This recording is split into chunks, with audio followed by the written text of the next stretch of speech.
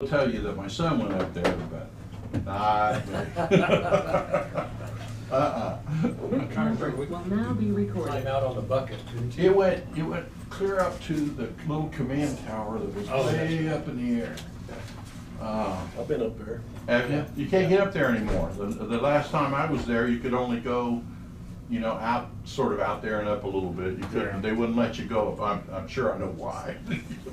Yeah, I'm sure I know why too. Yeah. Liability was just a little bit. Just a little bit of the issue. Yeah. For those online, we're waiting for a couple commissioners to show up before we begin.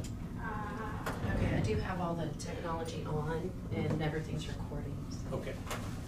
I just said we're waiting on a couple commissioners before we begin. Okay.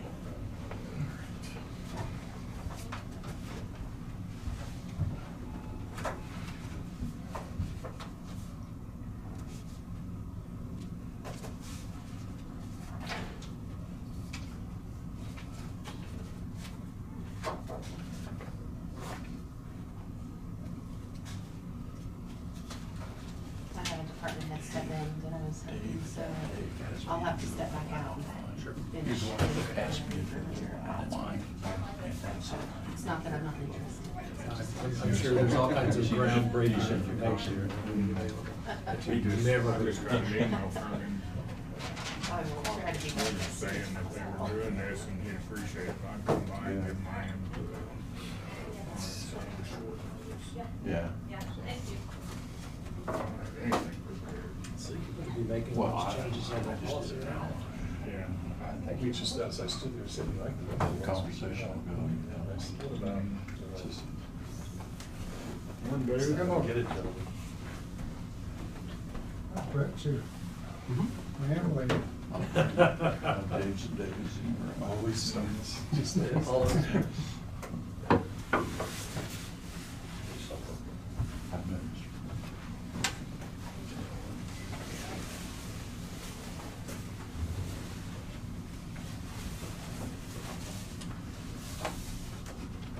All right, we have a majority of the commission here. Let's begin with the flag salute. I pledge Allegiance to the flag of the United States of America and to the republic for which it stands, one nation under God, indivisible, with liberty and justice for all. Okay, I want to thank everybody for coming to the Marion County. This is a work session on November 21st. We're going to begin with the work session talking about the county administrator position. We have Dawn Ossenbaugh with us. Osenbaugh, but that's okay. Ossenbaugh. I appreciate that. I'm going to ask you to come up to the table with the microphone. That way we can all go back and we'll review the tape and So I was afraid of. exactly what was said. But no, it's for our electronic Sure. situation. But we certainly appreciate you being with us today. I think, as you know, Marion County's been talking about the administrative position since 2016. So we've had a long history of bouncing back and forth without really coming to a conclusion or decision on the issue. And with some of the new faces on the commission, there's been, and some of the instances and issues that have been coming up here recently, the benefits of an administrative position are becoming more and more clear. So we felt it was time to revisit the issue. With your background, your experience, you dealt with cities across the state, counties across the state. We really appreciate your background, your knowledge, and your activity here in Marion County. You've been deeply involved in Marion County. Had a couple chances to be here. So we appreciate your insight. And I guess at this point, I'm going to turn it over to you to kind of lead us through a outline discussion, and then we can have some back and forth as we move forward. Thank you. As Chairman David has said, I do have some background in public management. And just briefly, I want to give you a little bit of that. I do have a public management degree in MBA from Wichita State. but I've spent my whole career in management of one level or another, even before I got into cities and counties. I was in the court system and management. Actually, when the last job I had in the court system was chief of juvenile services in Central County. So before that, I was chief probation officer and other things in management in that system. So before I even went back and got my MPA, I had an extensive history in management. But I started my first job in the field was as a city manager. I was a city manager for 12 years in Halstead during a time we had a whole lot to do, including copying the city of Marion in a way, because we had a levee to build. And that was part of the model that was used in the city of Marion, helped us. So I had a lot of management opportunities, and from that I became a city finance director. From that I worked at the League of Municipalities for 12 years, and I was director of finance, teaching finance courses and management courses across the state and all over the state, in every corner of the state. So,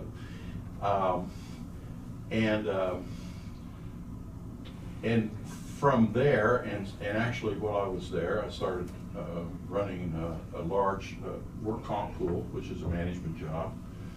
And I continued to run that even after we took it out from under the league 10 years ago. So I've run a work comp pool for 21 years. And so that's a big management job too. And the reason I would like to mention that as part of my background is that I think there are commonalities that we'll touch on here in my current role as managing a very large, sprawling organization across the state, reporting to a board. I report to an 11-member board. And the success and failure of that organization is always going to be based on cooperation, collaboration, but not on supervision or bossiness, because I don't get to boss anybody. No one worked for me, but I run an organization that when I took it over had a $200,000 total net reserve. If you're familiar with the insurance company, that was like not much. It has 9.3 million total excess reserve today. And so it's been a successful operation for a very long period of time, but every bit of that has been through collaboration and cooperation, coordination, management processes. So I'm a big fan of public management. And I do most of my work today, when I'm not running the pool, most of my work has to do with promoting professional management in public organizations. I believe that's the future.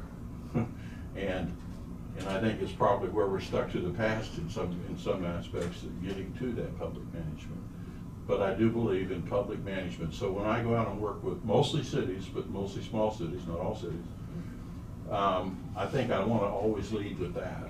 We're here to talk about enhancing management, public management, in areas that it needs to be kept in or started in. So I grew up Everybody has a copy. with the chair's permission or direction. And one copy back. I just did Oh, good. a little bit ago. Very good, thank you. You're ahead of the game. An outline, and I would suggest that if I did it again, I'd probably refine it. Probably if I did it after that, I'd refine it again. So everything like this is always a work in progress and always has gaps in it and always has points that need discussion or elaboration. But this is an outline, and what I was trying to do here was talking about, generally speaking, what I see, and I've worked with counties too, by the way, as the duties and functions of county administrator. County administrators and city administrators are different, we all know that.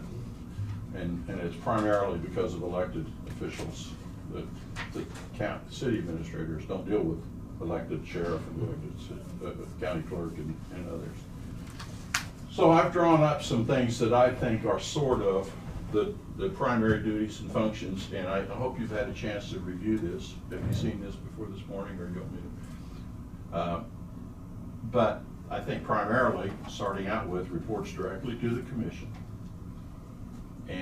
just like in a city administrator type situation, that's always best done through the current chairman.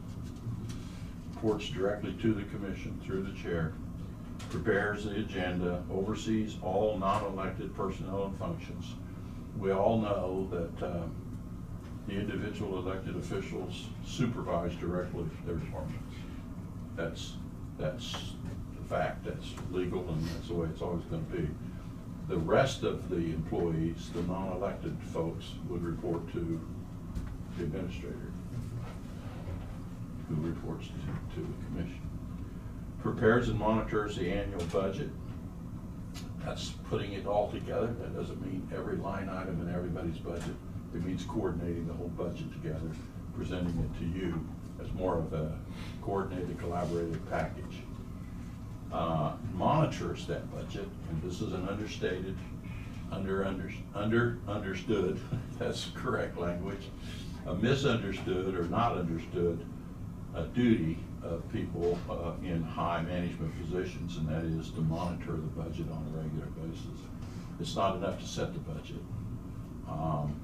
The budget changes, and it has ups and downs in it, and ebbs and flows, and that needs to be monitored. And that would include preparing and presenting a fairly good monthly report. I suggest that a month is a good interval to look at how budgets are doing from your perspective.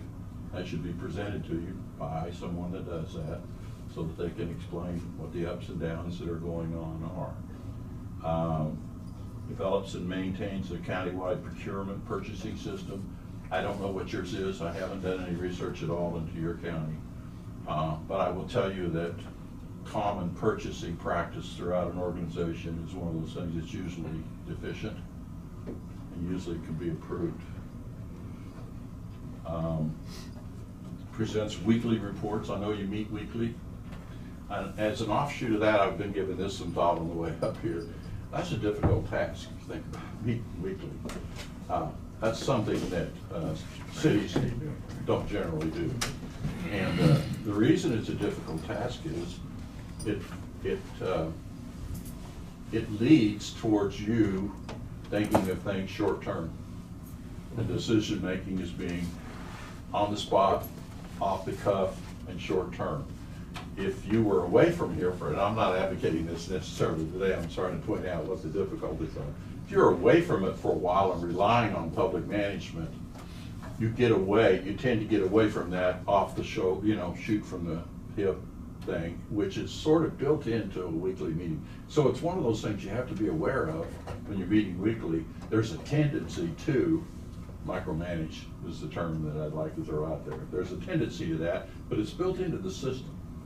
And it's one of those things you have to think about as you go through things. So I think weekly reports to you would be normal. If you're meeting weekly, you'd probably want some kind of report, system-wide report.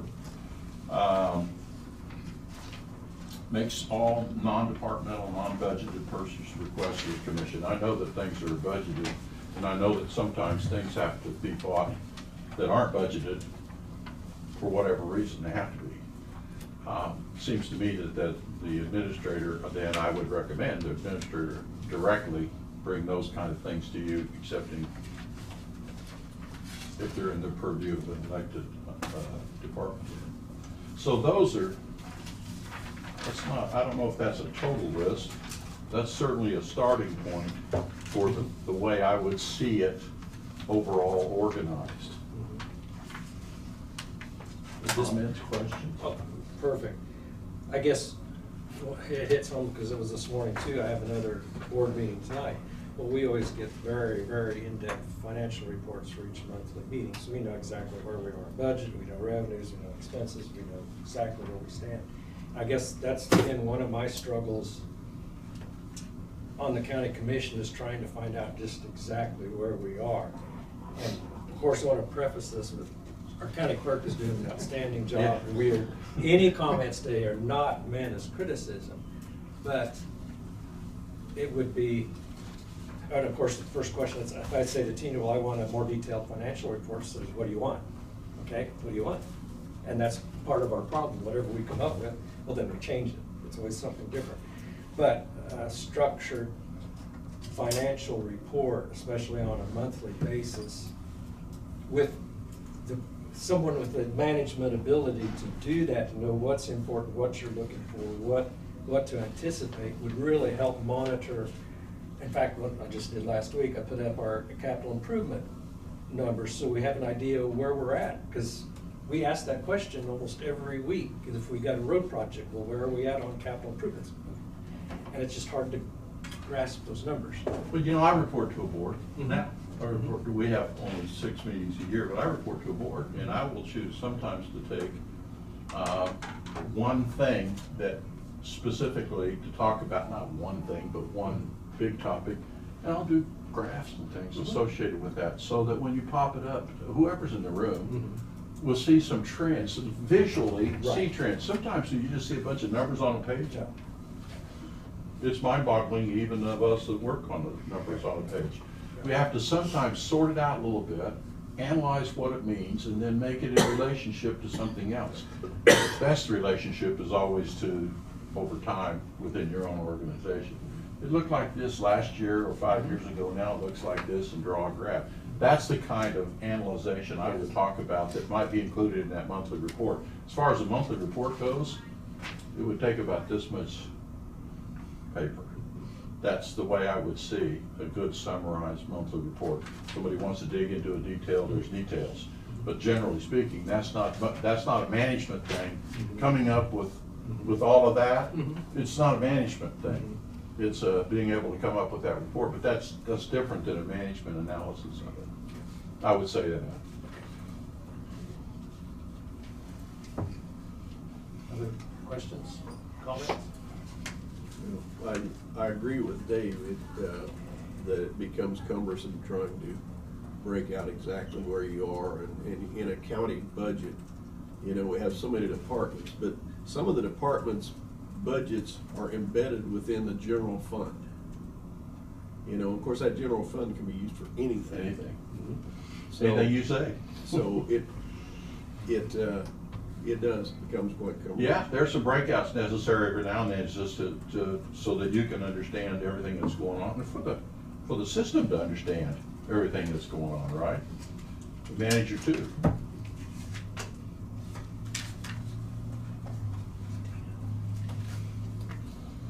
Well, go ahead. Let's move. I was just gonna see. if No, there's I don't any want other- to. I don't want to cut off anything, but maybe I'll Let's encourage move some into the other next- questions. Yep. I had a whole list here. Oh, well, I got out of order, by the way. I still had more on the first list, I guess, as I picked up something that was Got one more page. one more page. I thought there was 2. Oh. Well, representing the county at various functions through the commission chair, I think that's important. Somebody needs to represent the county. That's typically, you know, I'm gonna make some comparison to cities, because a lot of cities have administrators and a lot fewer counties do, but representing the county at various things.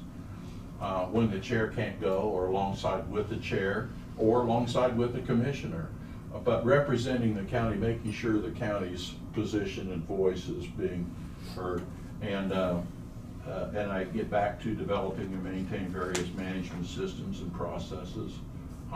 Those are, I do this, and they're forever tweaking necessary. I mean, there's not a process or system that stays the same, exactly the same for very long, or else it's not working, because you always find new things that it needs to say, or in a different way. And so that's not a just put it in place, but it's maintaining it, keeping up with it, using it. I would think they'd want to meet regularly with not all non-elected department heads, as regularly as weekly. There has to be a pretty close connection between the department heads. Not so often maybe with electeds, but everybody together every now and then too. I don't know if you do that now, but the beauty of having an administrator here is for timing and all the other things necessary to do those kinds of things, to be here and be able to put those schedules in place and then live up to them. And giving them direction, not ordering them. Again, I'm going to go back to what I do. I have to help people solve problems that don't report to me. So that's what management is sometimes. It's just working through common problem solving more than it is direct ordering or something like that. So I don't think it's that unusual at all to want the administrator to meet with the elected officials. Because that's how we solve problems. And I think they should meet regularly with the city partners. There's a collaboration that's out there and can enhance everything by collaborating with all the mayors and with the administrators. I know there's 2 city administrators in your county. I'm pretty familiar with both of them by chance. Other thing is to be available, to be the spokesman for the county on a 24/7, 365 basis. That's what the city manager does. And that's what a county manager or county administrator should be hired to do too, to be there for the voice of the county. There's going to be things happen that you need them involved in, and it's not going to be 8 to 5 Monday to Friday that these things happen. And then serve as a point of contact for all citizens. If the citizen, can come to them, if they want to go directly to you, at least the administrator is aware of the situation, and it may be able to answer some of those questions that don't have to come to you. But maybe then help present, problem solve, and have some answers possible before it gets to you. Otherwise, you get somebody coming directly to you and you're having to make a decision. And it's off the cuff. And it's probably not as thought through as it would be if there was time to think it through, that sort of thing. So that's the second page, but you had. I guess what I hear coming through this, 2 things I keep hearing is communication. We're having a central point of communication, and then the second one is consistency. With elections, with commission, you get a change in different commissioners go different ways. You get a new commissioner, things change. But with an administrator, there remains at least some tone of consistency. Yes. And especially in that communication with partners across the county, whether it be employees, elected officials, cities and towns, townships. But I see communication and consistency as being 2 keys to that. I think communication, consistency, and collaboration, those And 3, collaboration. if you keep those 3 C's together, that's Okay. a pretty good grouping. Okay. And the kind of thing that a good manager can do that, can pull people together. What have you seen in counties that have gone to an administrator where, we as commissioners, we each represent a district.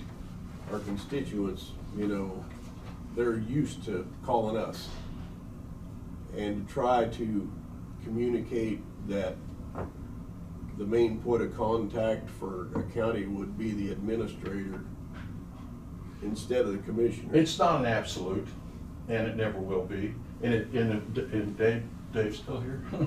Dave can tell you that that's not gonna go away, whether you're in a city or a county, and I don't think any of us would want that to go away. It's just that then, but a lot of times the what are probably little things you could refer on to the administrator and let them take it from there. Or, you're there to represent people.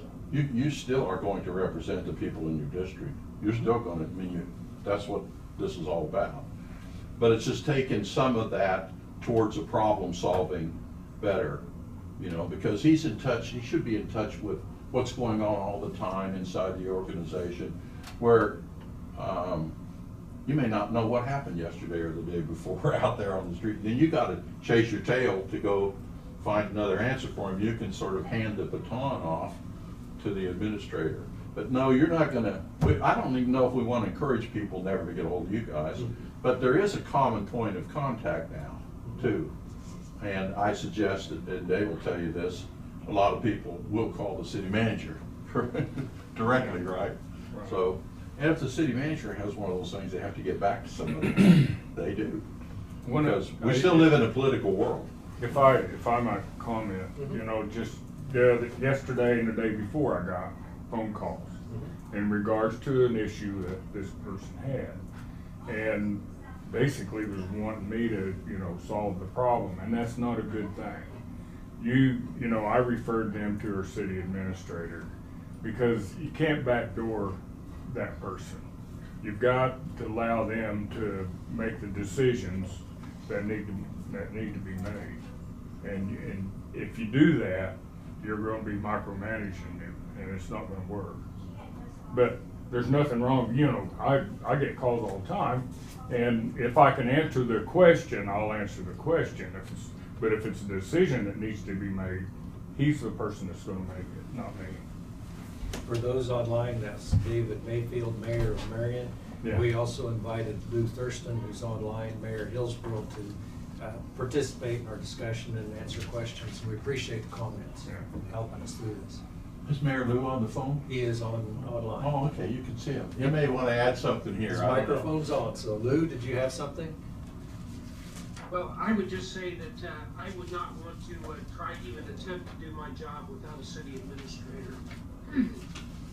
Years ago, we went without one, and we tried to have city council members managing individual departments, and quite honestly, it was a disaster. It was a fiasco, and we ended up with a lot of bad things that happened that we're having to fix and correct now. The knowledge base, the personnel issues, the professionalism of a manager is incalculable, and I believe that they will pay for themselves in very short order with savings and elimination of redundancies and just efficiencies. Again, I can't state emphatically enough that I'm hopeful that you guys will seriously consider this and move forward with a county administrator. I think you'll be very glad that you did. Thank you, Lou. The second part was, again, I'm sure it's a list that could be improved on, maybe lengthened or shortened, but my view of what you might gain from this, what are the outcomes, what are the expected enhancements is what I call them. And I would say business like local government orientation. I believe that government is not a business, but it needs to be run with business-like principles. So there needs to be a business-like orientation, professional business-like orientation. Again, I run a large pool, and I consider the business-like principles to be, I don't know, the success of our operation. It's not a business, but if we don't run it with business-like principles, then we're going to find ourselves in trouble. And I think that if I see problems in cities, mostly small cities or in other counties, it would be that they get off of that model of business-like principles. But again, and Lou referred to this, reduction of duplication of processes and redundancies, the coordination in the annual budget preparation. That should be easier with an administrator than it is now. I suspect you spend an awful lot of time on that every year, and may even feel less than satisfied with the product that you end up with. The coordination of reporting to the budget monitoring, I skipped over, but again, as I said earlier, it's an underrated thing to monitor the budget from a professional management analyst sort of perspective. Coordination of reporting to the commission. I don't know how many people end up in this room on I don't see anybody here today, but on this topic, that you probably get a lot of individual reports from time to time. That might be managed better with the manager, with the administrator. Reduction in need for operational decision making, that would be day-to-day decisions. Communication, problem solving, and problem completion by involving and interacting with all the county mayors and city administrators on an ongoing basis. So not just when something comes up, but coordinating things, making sure everybody knows what everybody's kind of doing, and what policies have been changing, and what conversations have gone on among the various elected bodies. how that might affect each other. Coordination of purchasing, I talked about. System-wide problem solving. Some of these are redundant. Efficiency and economy of system-wide management. I do believe there are cost savings out there and just inefficiencies in economy. I don't know that you could start measuring those day one, because you don't have a baseline. You know, at some point you would be able to establish a baseline and measure it against yourself. If you're trying to measure it against somebody else, that's pointless. But it is necessary to measure that kind of thing against yourself over time. And so those cost savings might not be identifiable next week or next year even, but you have to establish some sort of baselines and then measure yourself against yourself over time. Interdepartmental and operational efficiencies, coordination, again, sounds redundant a little bit. One voice, we talked about that, having one voice for the county.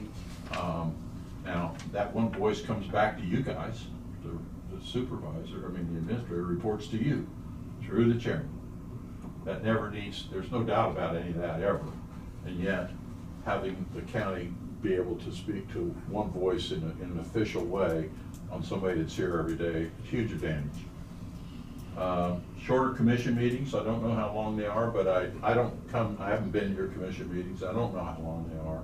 But typically speaking, when there's a professional manager involved, the meetings get shorter. That's part of why most people want to do this, is to have shorter meetings. The longer the meetings, the less effective they are, typically. The longer the meetings, the more consternation results. The longer the meeting, you know, it's the old story of nothing good happens after 10 o'clock at night. And I do trainings with city governing bodies a lot, as another part of my sidelight. But I talk about the fact that, you know, when you have a young child, a boy or girl who's going through these 15 through 18 years of age, you get a call at 2 o'clock in the morning. It is never about a scholarship to Harvard, is it? It just never is. It's bad. And so the longer, I sort of say that's a given, that's going to happen. It's sort of the same thing's true about meetings. Anything that happens after, if you were having nighttime meetings, I'd say anything happens after 10 o'clock. You know why? Because you get tired of it all and it wears you down. You probably got other things to do the rest of the day. Maybe you haven't eaten for a while. I don't know if you eat at meetings or not. But all those things physiologically come into play, and you just get, and it's easier then to make micromanagement decisions. It's easier to make off-the-cuff decisions, easier to make short-term decisions, easier to make decisions that later on you wish you hadn't made. The longer the meeting. And it seems too simple, but it isn't. It isn't just that simple, but the shorter the meeting, the better. And I'm not talking about a 10-minute meeting either. You want to get said what needs to be said. I'm not trying to make it meetings non-existent. That's not the point there. One of the things that individual can do for you that's very helpful, if you have someone who wants to get on the agenda to talk about a subject, that person, your administrator, can research that for you. So you'll have some intelligent information before they walk in the room. And one of the things we do is if you call on a Monday morning and we're having a meeting that afternoon and you have something that you want to be on the agenda about, we'll put you on the next one. That gives us an opportunity to do some research and get that information back to you guys, you know, or our council. So, you know, if there's a decision to be made, we'll have enough information to make a correct decision. What I see is the administrator brings the information that's needed to the meeting to make the decisions, and then if you do have someone from the outside to come in, exactly like you said, right, they can provide the information, so it's not just right. blindside. And that's why your administrator should be doing the agenda. That if somebody wants on the agenda, they should report to the administrator. We all know there are exceptions to every rule we make. There'll probably be one to that one. Yeah. But that should be the rule, not the exception. You know. And again, that gets back to this a little bit bigger challenge when you're meeting weekly, because there's a temptation to focus short term. Oh, yeah. And that sort of says, calm down. Let's put this into perspective and take a look at it from an analytical point of view.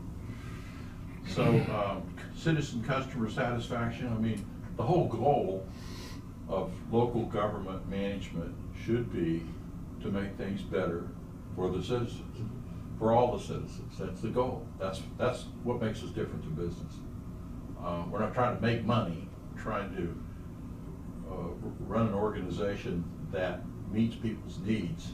So well-run organizations tend to be thought of as better organizations. It tends to promote better citizen satisfaction, customer, citizen, and those two words are interchangeable sometimes.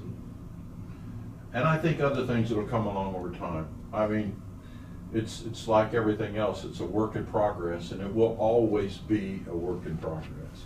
And as you noted, the faces change. And so there's a regrouping that has to go on every time the faces change. And you guys have been here, well, you've seen it go, some of you have seen it go from 3 to 5, right? Well, that changes the dynamics of the group. But it helps to have a leader sort of helping lead through that, because it's when you're inside of it, sometimes you don't see what's going on with the group. But the group changes every time one person changes. And oftentimes significantly after an election, because somebody comes in from essentially the outside that doesn't know the details of what's been going on. And so there's a regrouping that has to happen. All that's better if you've got somebody sort of coordinating that regrouping. Well, those are my thoughts. I entertain more questions. One, I guess I'd add to the list right off the top, but Kent Becker brought up, and several others recently at the county association meeting, is a lot of counties are struggling with grants, and that's a great opportunity, but you have to have someone to be dedicated to researching, finding, applying, following up. I mean, it's a massive undertaking, but is this a place where grant opportunities? I would say that if you're spending a lot of your time writing grants as an administrator, there's a whole lot of work you're not doing that needs to be done. But I will tell you where the professionalism of the administrator comes in, and that's finding who can do it. Working, because there are people out there that are really good at this, and you being in a network and being able to call people, being able to find out how to get that, how to work with the right group that can get, I can put you in touch myself, you know, for example. But as far as the writing of the grant, it's a technical skill. It would be similar to asking an administrator to become your accountant. It's a technical, or your engineer. It's a technical skill, and you don't want them spending all their time on what is a technical. But managing that is absolutely something that you would find some benefit from. So it comes back to network. It comes back, and network, and I left the network word off here, but it's a big word. And it applies to, like I said, all of the issues, whether it be accounting, grant application. Right, working with other people. Right. The synergy of working with other people. Okay. I'm It sorry. just almost never ends, but Lou has something to say. I'm sorry, I cut off Lou. Go ahead, Lou. Well, I just wanted to comment regarding the comments that Don made regarding the potential transitions on the council. One of the things that Matt's predecessor did, and I think Jonah will attest to this, Larry Payne really helped provide some institutional knowledge and some organizational knowledge to me as a new mayor, and I think Jonah to you also as a new council member when you served on the council. And I found that to be invaluable. Also, you've got somebody sitting in the room, your county clerk, that at times I imagine she gets a little overburdened and a little overtasked. And an administrator, would certainly be able to help in that area, because that person would become the point of contact for people, for the constituents, even for you guys to ask questions, to get research done. And I think some of that coming off of Tina's plate wouldn't be a bad thing either. Yeah, I will attest to that. Larry Payne did me wonders coming in brand new and not really knowing a whole lot about what I was getting into, but brought me up to speed as best as he could, and Lou and I come on at the same time, so he put us through a scare for a minute though, but it was, and Don had to step in and bail us out, but I would attest to it. It was very needed.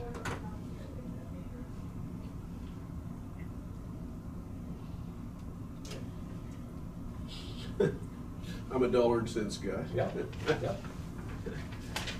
You know, we can sit down with our constituents and go through all of these benefits.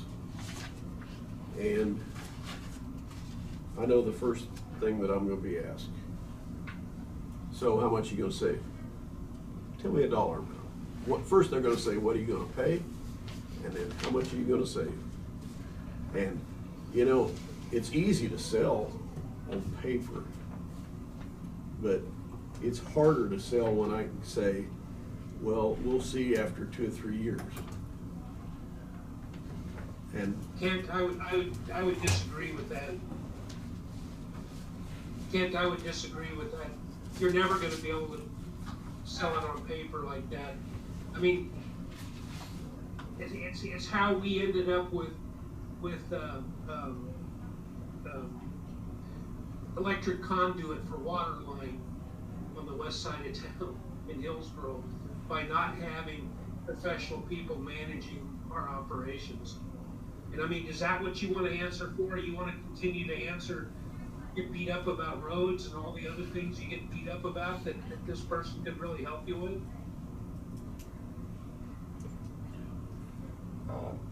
appreciate it. There's also the value in looking into, like we did go through the bonding, but when I was at the city, it was a revolutionary. I mean, it was not us having to sit there and think about, okay, in 9 years we can have this paid off because we want to start the next project of 9 years. It was that was all kind of handled already and then thought out on the bumps in the roads that may happen on the sewer system that we were at the city.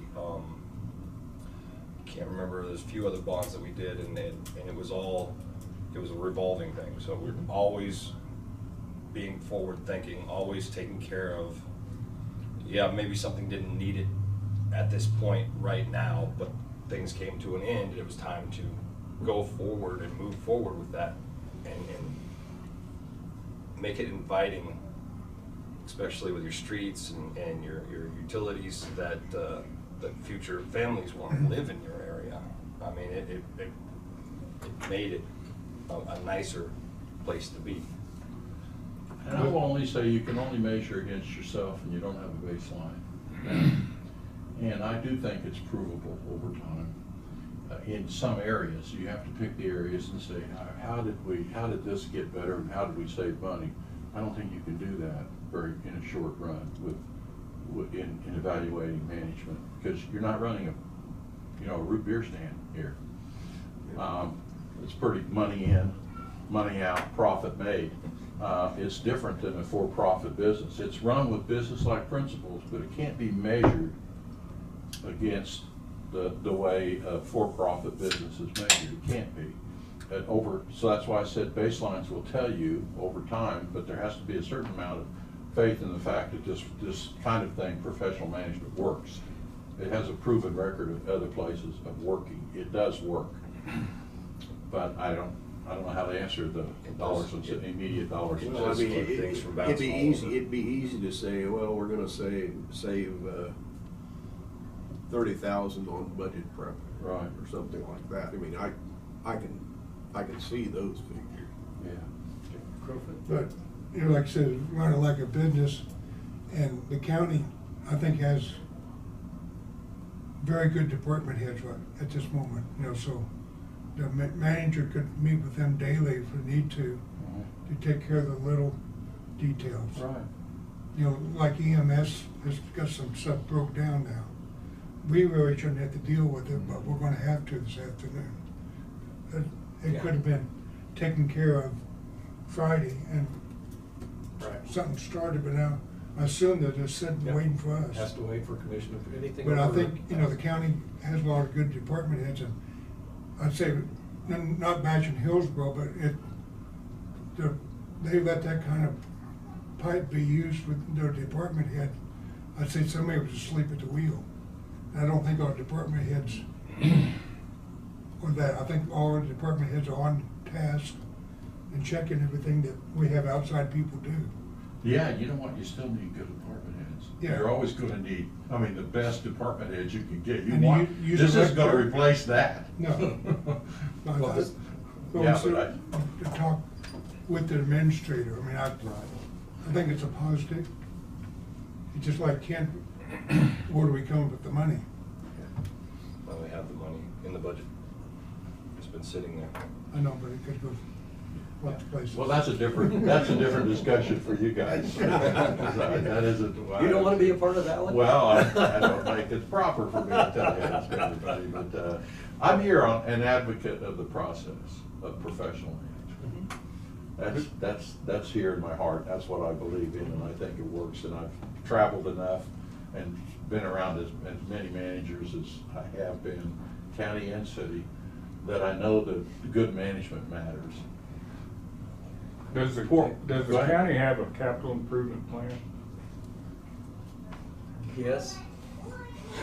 He answers tentatively. Well, Right, did that give you Yeah. the That's- answer? I'm that's sorry, where Tina does, we do have a I mean, capital it's improvement. very, very loose and But tentative. yes, because of the commission, and it comes back to, again, making long-term, we're so focused each week on the the latest fire we gotta put out, the latest fire, the latest group that comes in complains about the road. So then from our capital improvement plan, it veers over here, and then Well, that's it's- where this individual can certainly help you. we're reactionary, not, Well, you need to be proactive instead of yes. reactive. Yes, and we're kind of trying to go that way, but again, Yeah. we can't add another 80 hours onto Tina on top of the 80 hours she's putting on now. Well, the system you're trying to manage puts you in that spot. Yes, It makes it unavoidable for you to Yes. be in that Yes. position. there's no. It's the nature of the system that you're in. So In a complicated world, increasingly complicated world. and I will argue all day about the benefits of long-term planning and making priorities and having the managing those priorities. But right now, my biggest frustration is our communication. And we've worked with different partners in our county, and we've failed, and I guess that would be me, because I'm the chairman, and I just don't feel it's appropriate for me to be going out on behalf of the commission without, it's Exactly. really awkward. Exactly. I'm always used to having a manager or CEO or someone that does that, and they communicate with those communication lines with the hospital, EMS issues. You can just go down the list of things where we don't have that voice. And someone that's there consistent in that position can talk on the same level with these different partners. We can avoid our headaches. We spend half of our time on headaches that could have been avoided. Hiring. In hiring. Half of our applicants for department heads want to know if we have an administrator. No department head wants to come in this room for a couple of reasons. Well, there's been a past for that. Well, not But just here, it's but still- everywhere. That's not uncommon. Yeah. Because there needs to be a buffer. Department heads need to know there's a buffer between them and the top. Yes. They're comfortable with that. It's the way they were trained. And by nature, a lot of department heads don't want to be in the next job. They're good at what they do. They want to be. They just want to do their job. Yeah. Well, that's the thing, is who do they answer to? If you don't have an administrator, who do they answer to? 5 different people. Right. And then you're. And I'm sure everybody gives them the whether or exact not same you're making answer, enough people right? happy, when you should just be doing your job. You know, Kent's question about, where's the money gonna come from or whatever. If you hire an administrator and he's not saving you money, then it's a bad thing, You need to look for somebody else, or you need to scrap the program, one or the other. And that's what the administrator's job is, to look at attrition, see how much money he can save in departments.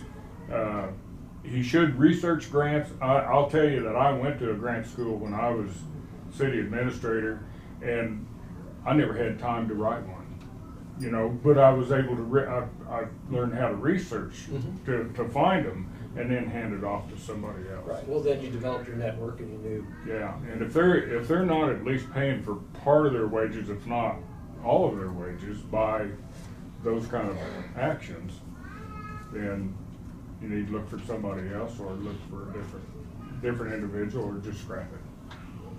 But we've had very good success in Marion with Roger Holder. I know a lot of people didn't like Roger, and there was a lot of controversy with him, but I will tell you that the 8 years that he was with the city, he got $12 million. He was able to find $12 million in grants. That pretty much more than paid for his wages. So just something to think about that for an answer.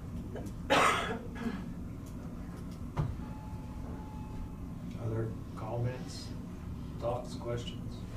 It's just from what I've seen at the city, it was more of a, there's a bunch of different thoughts that go on in this room, and there's 5 different personalities. There's the administrator, to the best of their ability sometimes, would try to pull all that together and try to find that common ground, and then keep that focus throughout the rest of the 2 weeks there, or 5 months. It was whatever, you know, that specific topic was, and stayed on it and kept that that vision, I guess, going forward. It also helped with the strategic planning.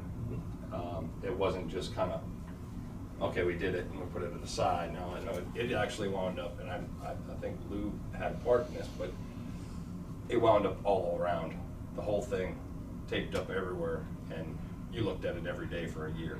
I mean, and then the administrator would stay on those topics, you know, and would point, you know, we're still working on that, we're still doing that. And just, it kept the focus.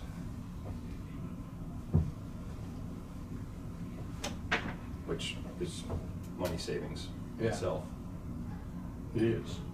And again, those money savings, I think if you start out trying to measure things and then keep measuring those same things, you're gonna find out the answer to those questions. But you have to start measuring those things, collectively measuring those things as you move forward. Put the grants in the equation, put everything else in the equation, and try to figure out a way to measure those things. You're stuck with that now. You don't have any way to measure anything. And if you do, it's probably individual things, and it's probably not over time. There's a written comment in the chat from Mayor Thurston. Oh, okay. It just says our strategic plan guides our administrator and the council, and we use it to evaluate almost everything that comes before the council.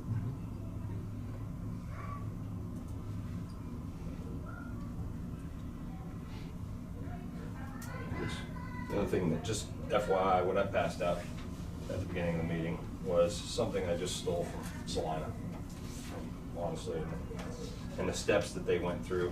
So in the beginning, they created the office, if that's the direction. It's just a county on, the one that says county administrator. Okay.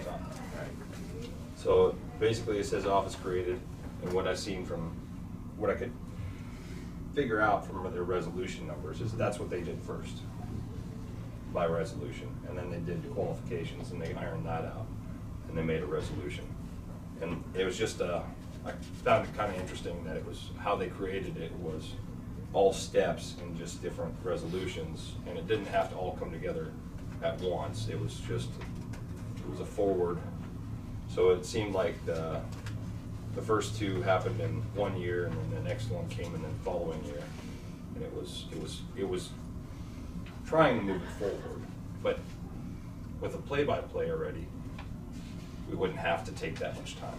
I was gonna say, you got 5 years invested in this now. Right, and I'm not I trying. would hope that you're at step something other than 1. Right. At this point in time. Well, yeah, we haven't created the office. And there's other ways to work through these things. Whether it be with somebody like me or whatever, but once you've made the decision to move forward, then you start working through how to work now, how do we get going on it, you know, that kind of thing. Subject for another day, but I guess since we've pretty much, at least I'm not seeing any other questions about the outline of the administrator itself. I guess I'm gonna move to the next step, would be asking you how you could, if the commission makes the decision to do step 1, which is creation of the office, how can you assist us? well, if you get to that step Yes. of adopting this Yes. and want to move forward, Yes. then you'd probably want to hire somebody, me or somebody else. Yes. to come in as your consultant and get you through the steps, and drawing up a job description would probably be the first thing you agree to. And then deciding what you're going to pay and what the benefits are associated with. This professional management is a contractual issue these days. And without a contract, professional management just won't take a job where they get shot at all the time and have to move their family here for the privilege. You know, so they're going to require a contract, and those would be the things you'd have to work through. I don't think those things take forever. But then you would then you'd agree to post a position. But you'd want to start working with somebody on a, you know, and get a description. And by the way, I don't believe in descriptions. I believe in descriptions. You know, there's a whole lot of things that managers do that never make it on any description. And the longer you make the description, just tying everybody's hands to a lot of things. There has to be, if you're starting a new spot, there's going to be some on-the-job learning for everybody. There's going to be some tweaking that goes on with responsibilities. You can't really know all those up in advance. So I think a job description is going to be short rather than long. Now, if sometimes something comes up that needs to be added to it in the future, well, that can be done. The job description should be concise, should be relatively short, and then the big decision is, you know, what do we pay them and when do we get this going? But those are conversations you need to take within the context of already deciding we're moving forward. Sure. Yeah, we have to make that Right. decision. What are some issues to look at as a municipality establishing it for the first time, rather than like cities that have already had one and they're just moving forward? We're establishing first time, so there's going to be a culture change for A big everybody. culture change. Yes. But I don't know if you put that on paper. No, but what do we need to do to Issues. prepare? Or what are some issues that would help us with that transition? Job descriptions. Well, yeah, exactly. The job description helps, but the culture change is really what you're getting at. Yes. And I don't know. I think that's conversations with somebody leading you as a group into how, I mean, after all, what's the biggest change in the organization going to be? It's going to be right here. It's working through that process. It's not, this requires some discussions. I would just say that you have to be flexible. You have to know that you don't, your problem didn't get solved when you hired this person or decided to hire this person. I mean, after all, where are they going to office? Who's going to, what kind of a computer do they gonna get? What kind of needs do you have? What's the network situation on the computers? You know, I mean, there are a whole lot of technical little issues, but the big one is, you can't start solving the issues until you know what the issues are. And so it's one of those, I hate to say this because. Wow, mic drop. Mic drop. A mic drop. We can't start solving That might the have been a mic, issues it might sound like a mic throw. It's a terrible analogy, but it is one of those, if you build it, they will come things. I mean, you have to be willing to change as you go once you take the giant step.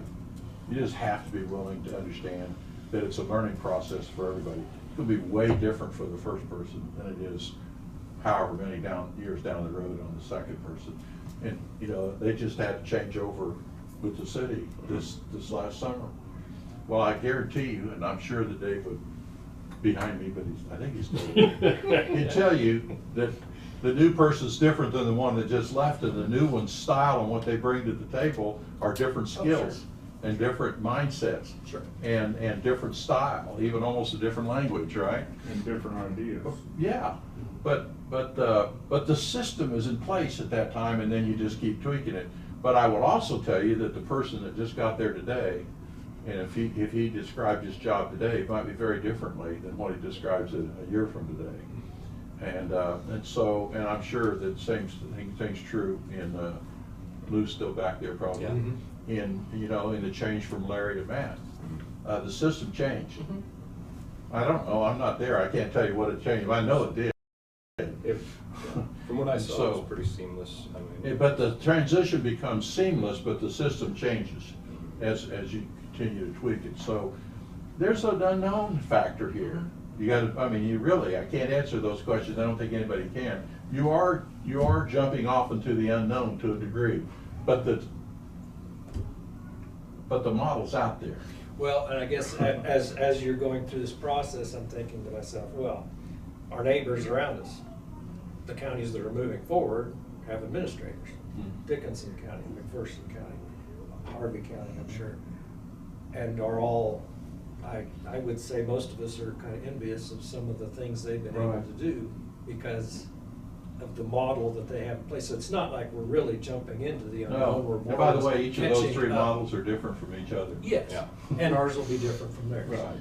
But we really aren't jumping off into the unknown. That more, we're catching up with Yeah. what other counties have done, or looking at the possibility. Exactly. Of what other counties have done. And the savings and the improvements you make will be different than what they would have described theirs as being to start with, because you have different issues going in, different priorities right now, different things that you might want to see done better or whatever. Right. And I think the comments that each one of us have had in talking with other commissioners from those counties is they wouldn't want to be a commissioner in those counties without the administrator, just like Mayor Mayfield said about being in Marion. You wouldn't want to, I mean, their administrators make their life so much more efficient. Well, they don't pay me enough to do what he's doing. They tried that once, though, didn't they? Yeah. So how big is the pool of administrators? Smaller than it used to be. And that's something we'd get into in the next step, but I'll briefly tell you that it is smaller than it used to be. Fewer people Is there colleges, degrees of people graduating? Fewer numbers are going into public management. More and more numbers, more and more people are going into things that will make them rich and let them live in big cities. I don't know how to say it any other way. Fewer people. That's the truth. Fewer people going into it for the commitment of public management, and it takes a commitment to public management to want to do this. After all, somebody that gets into public management, they're going to move their family. They're going to relocate their family. They're probably going to have to sell a home and buy another home. It's not necessarily the most comfortable job. Even in public management, more of them are going to the big cities and getting a job deep within the bowels of the city of Wichita. Where you can't find them. Where they can't find them, they can't be shot at easily. I use that term metaphorically, of course. But you know, there's a lot of tension going on in the public sector these days. I don't know if any of you noticed that. But that scares a lot of people off. So yes, there are fewer going in. So there are fewer being fed into this big funnel. There are fewer coming out still in it after they see what the challenges are. So the numbers that apply are much smaller than they used to be. I don't think that at that level, the numbers of people that you might want to hire are necessarily a whole lot less than they used to be, though. I mean, it used to be you'd start with 50 and have to narrow it down, and get down to the 10 or so if I were doing this. And now I'm giving you my paid speech here. If you get it down to the 8 or 10 that you would want to deal with, that 8 or 10 isn't that much different than it used to be. Okay. But there are fewer people that are wanting to try it out and get going in it than there used to be. I think the number of committed people are still there. You're a new place, and you know, the thing I would tell you, and I'll tell you this if it comes to further conversation, it's harder to get an old pro to come to any job anywhere other than cities, any big cities anymore. They're going to relocate, and they're probably at the high end of the salary schedule, which has gone up because of supply and demand. It's gone up, the price has gone up, and so it's more difficult to get an old pro to come to a smaller place than it used to be. That being said, though, is there any pool of retired administrators that say, well, I'd like to do that for a year again? So Occasionally you can find one, so it's called lightning in bottle. Occasionally you can, but it has to be like perfect timing. they're at the perfect point in their career. Boy, if you can find one of those, you got lightning in a bottle.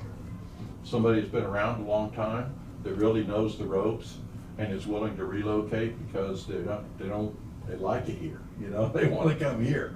Or their parents are here, or, you know, one of those things. Those things happen. And when you get into a search, those would be a good thing if you could locate that person at the right point in time. That's a good thing. But it's not the only thing, the only route to take. And you can't depend on it because it is a little bit of lightning in a bottle. I've noticed the pool gets smaller too, just based on, I talked to a few, not a lot of counties, but a few at KAC that are smaller than us, like 8,000, 5,000 people, and they've got administrators. They didn't have administrators before. There's counties that are smaller than us that are newly elected, like the whole board's like 2 years or less, and they're looking for an administrator just so they can handle, because they all ran on issues. They knocked out the incumbents, and boy, they got an eye opener when they got in there, you know. So they need somebody to help them along. Yeah. But Well, a lot you of know, times as I an hear this, elected that we're too official, small. you want to deliver, right? You want to deliver from the conversations you've had when you were running. And an administrator can help you deliver, I think. I think that's what you were trying to say about those other folks that you do. They're looking to have someone help them deliver what they thought that the county needed. Yeah. Well, their heart's in it, and they just don't know how to do it. Anything else for me today? Oh, I got the feeling you were wrapping up with me, or is it? No, Okay. no, I was just, we've still got time. Okay. I was actually thinking of another county, and of course we won't name any, but at our deal in Dickinson County, there's a county with all new commissioners and a new clerk, who's never been a clerk before. Oh. And you talk about wandering in the wilderness. They lost. I will tell you that's why Marion County is here today, and the shape they're in is because background of our county clerk goes clear back to, but I don't know before Marquita Ireland's, but then Carol Maggart and now Tina. And those three, all I heard about Marquita was great stuff, but I know I worked with Carol and I worked with Tina, and those people have kept things going in Marion County We've been for a lot blessed. of years. All I know from the short time I've been in this chair is I don't know how I could do it without Tina. Right. And it could happen. Somebody with a name, with a different name or whatever, can knock a person out of a position. It hasn't happened in Marion County. Or the person could decide not to run. I didn't know that. I mean, they could. I didn't know that. Perhaps get burned out. Well, but at 80 Well, years. that happens, that's happened in other counties for sure, hasn't Do it, it right? right. Well, I mean, people Yeah. decide not to It's run. been known to happen when the commission is hard to deal with. I know, I'm just saying, it's happened in other counties. Yeah.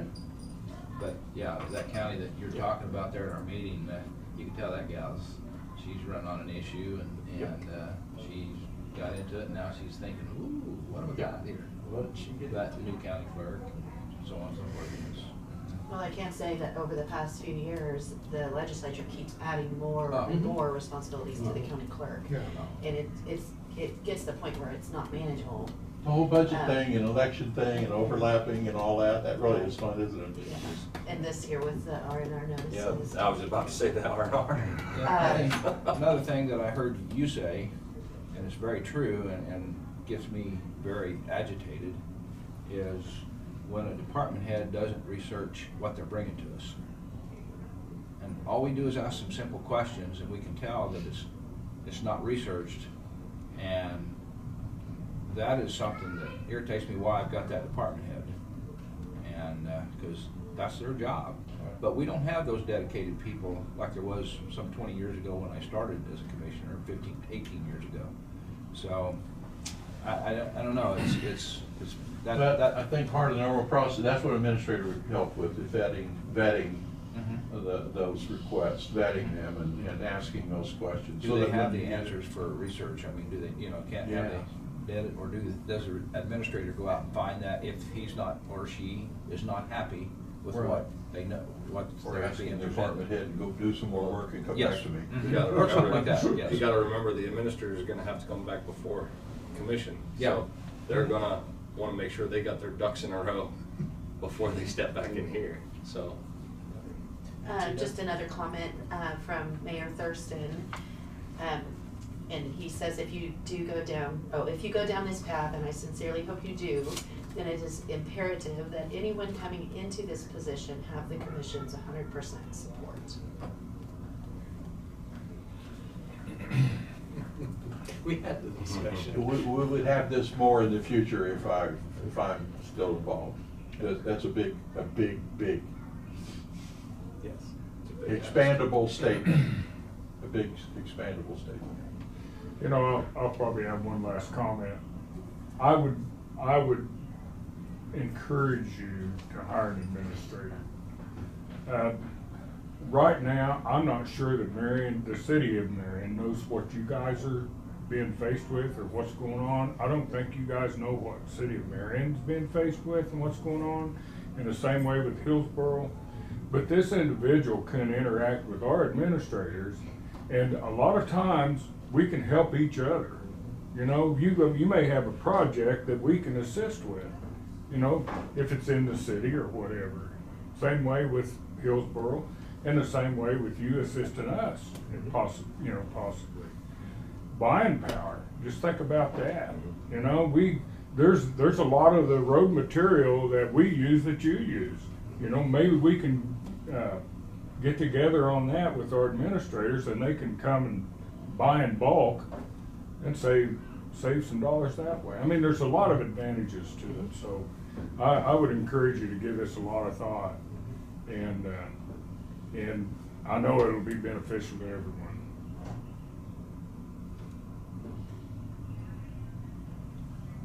What you said, Tina, is something else too. You said that the government above us has added extra things, a lot of stupid things.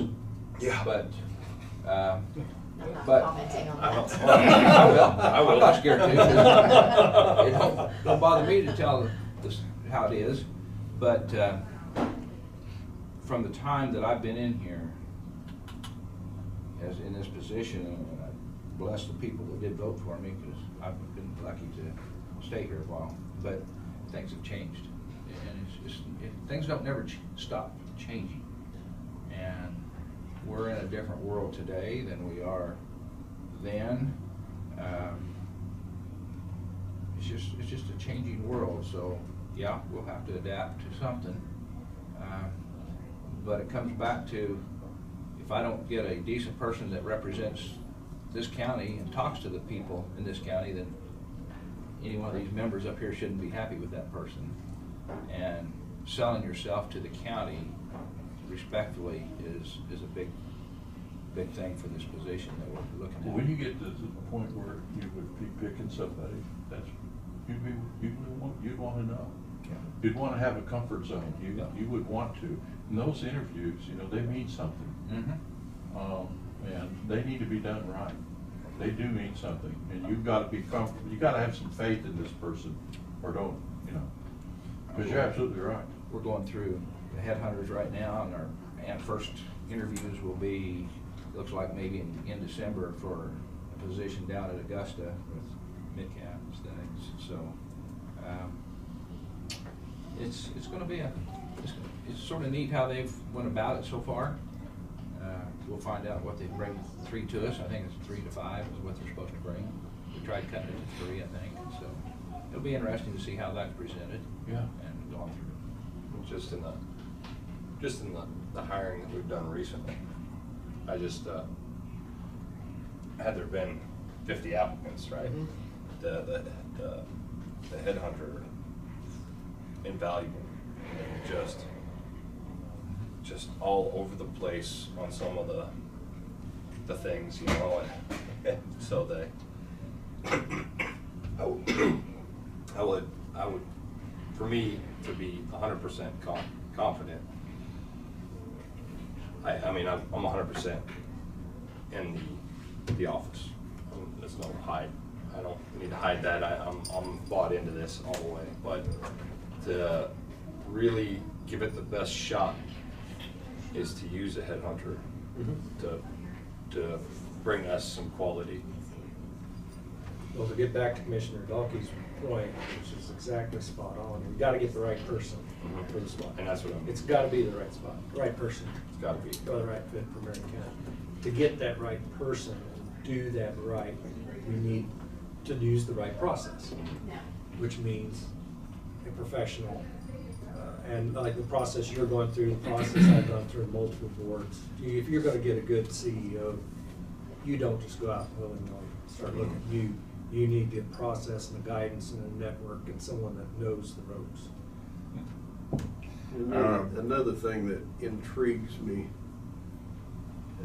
you know, we have basically 3 population centers in this county, but we got a whole bunch of little towns that are just struggling to survive. And I could see where that administrator could be invaluable to those, you know, 100, 150 person towns that they don't want to die. But, you know, the resources that we have in this county are county and 2 or 3 population centers. And you know, if there could be a little more collaboration, maybe, you know, expedited by an administrator, could be. Starts with a policy decision on your part Yeah. to Right. emphasize those. Because, you know, those all of other these, places. all of these small towns are basically part of the larger just because of the school districts. Well, and the revenue streams that they create, they don't spend their money, they spend it in the other places. And Yeah. so, any sales tax or any other benefit they get, it's coming here, or to Hillsborough mostly. So, yeah, they don't have much revenue to work on, Right. no resources. And like I say, same way, you know, they have to hunt for grants too.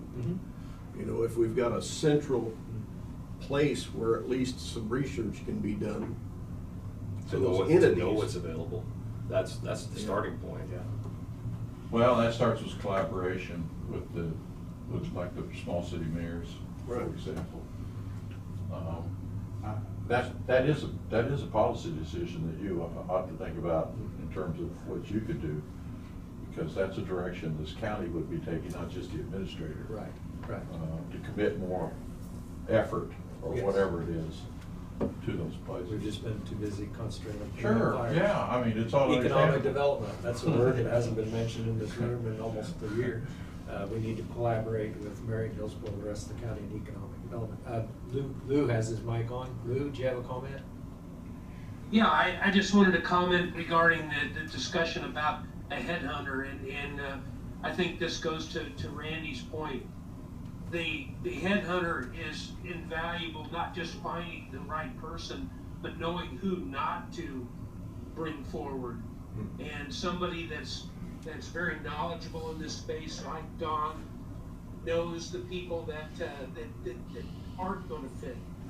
And you know, that was certainly our experience. We had when we went through our process hiring Matt, and you know, Don brought people that were more than capable and were good fits. And then I know that he talked to a lot of people that he discounted and didn't bring forward. And to me, that's as much the value of a headhunter as it is finding that right person. It's making sure you don't get the wrong person. Well said, thank you. I'll second that. Okay. Even though it's a work session. Our fingers are in agreement.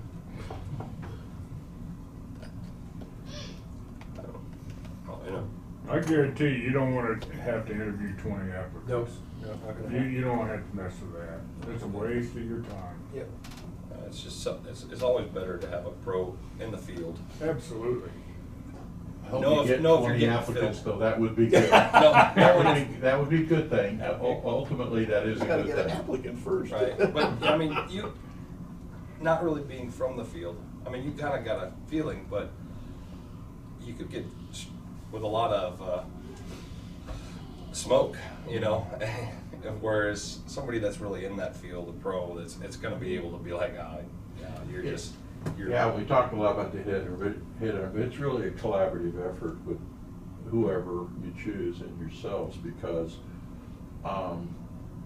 there's a lot of getting at what their motivation is and their commitment level, because people can say things like you just said that reminded me of that, Jonah. But weaning out what they're real, because sometimes you get somebody that's not an old pro, but really has their head in the right place. The up and comers are something you're going to need to consider on this, because there aren't a lot of old pros. But the up and comers with the right attitude, the right motivation, why they get into this business in the first place, what is it they want to accomplish, how are they going to fit in your county, you know, how comfortable is everybody going to be around them. Ultimately, you're going to get to decide what the fit is of those last people that you interview. Which one of these people fits? A good process will probably get you to that point at the end. And it may not be stars that you start out with. You're not looking for necessarily the star. You're looking for somebody that has the qualities that are going to be able to be massaged into somebody you can work with. It's a fun process, by the way. You'll enjoy that process, I think.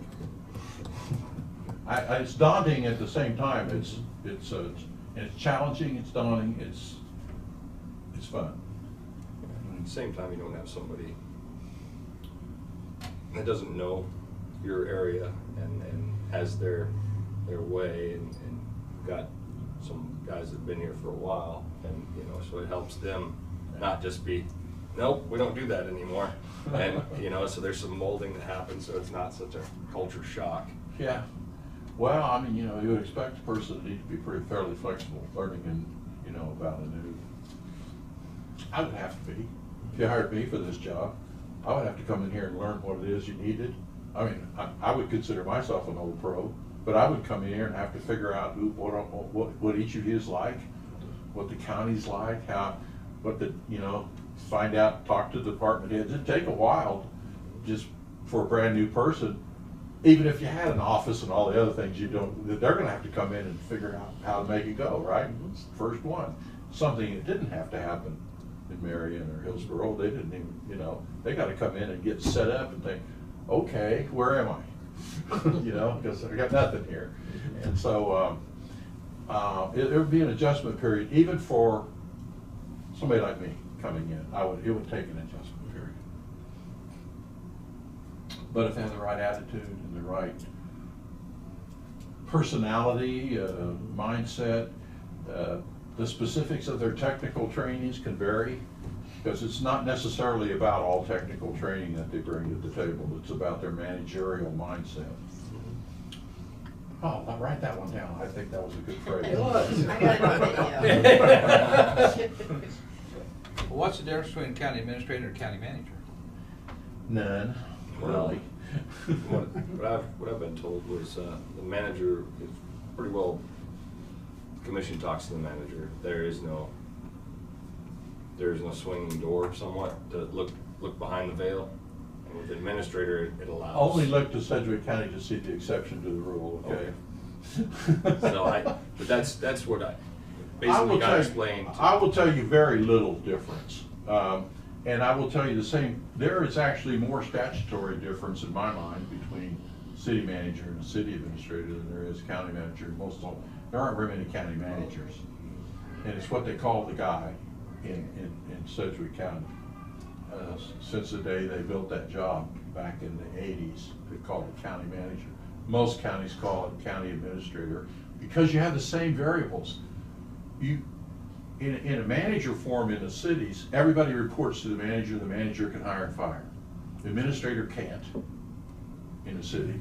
They have to recommend to the commission, right, for hiring and firing. The manager typically, only at the lower levels, usually it's by ordinance, they can give the administrator however much authority they want at the lower level, but when they get up to the upper levels, it's typically the administrator recommending, the council doing the actual hiring. But in a manager form in the cities, the manager is free to hire and fire anybody. I mean, everybody is the manager, under the manager. In cities, But in counties, see, it can't be like that in a county, because you have managers that can't fire the county clerk, right? Elected. Elected, can't fire the sheriff, elected. So there's always that coordination of things that has to go on, where you're not bossing people, you're coordinating and collaborating with people. So I don't, as a practical thing, even in Sedgwick County, where there's a county manager, they can't fire the sheriff, right? They can't fire the county clerk. So they still have to manage the organization. So I like the term manager as a generic term of management, because administrator sounds like, well, somebody told me this and I'm a gopher and I bring this back to them and I just administer. That's not actually how it works even in cities. But there are, the titles by law, they're different. But in counties, administrators are pretty much, I think it's up to the county to decide how much authority or how much whatever they want the administrator to do. And I would again go back to, I'm sure it's done differently in Saline County than it is in Harvey County. Harvey County has a really good management system, by the way. It's in my mind a model management system in Harvey County.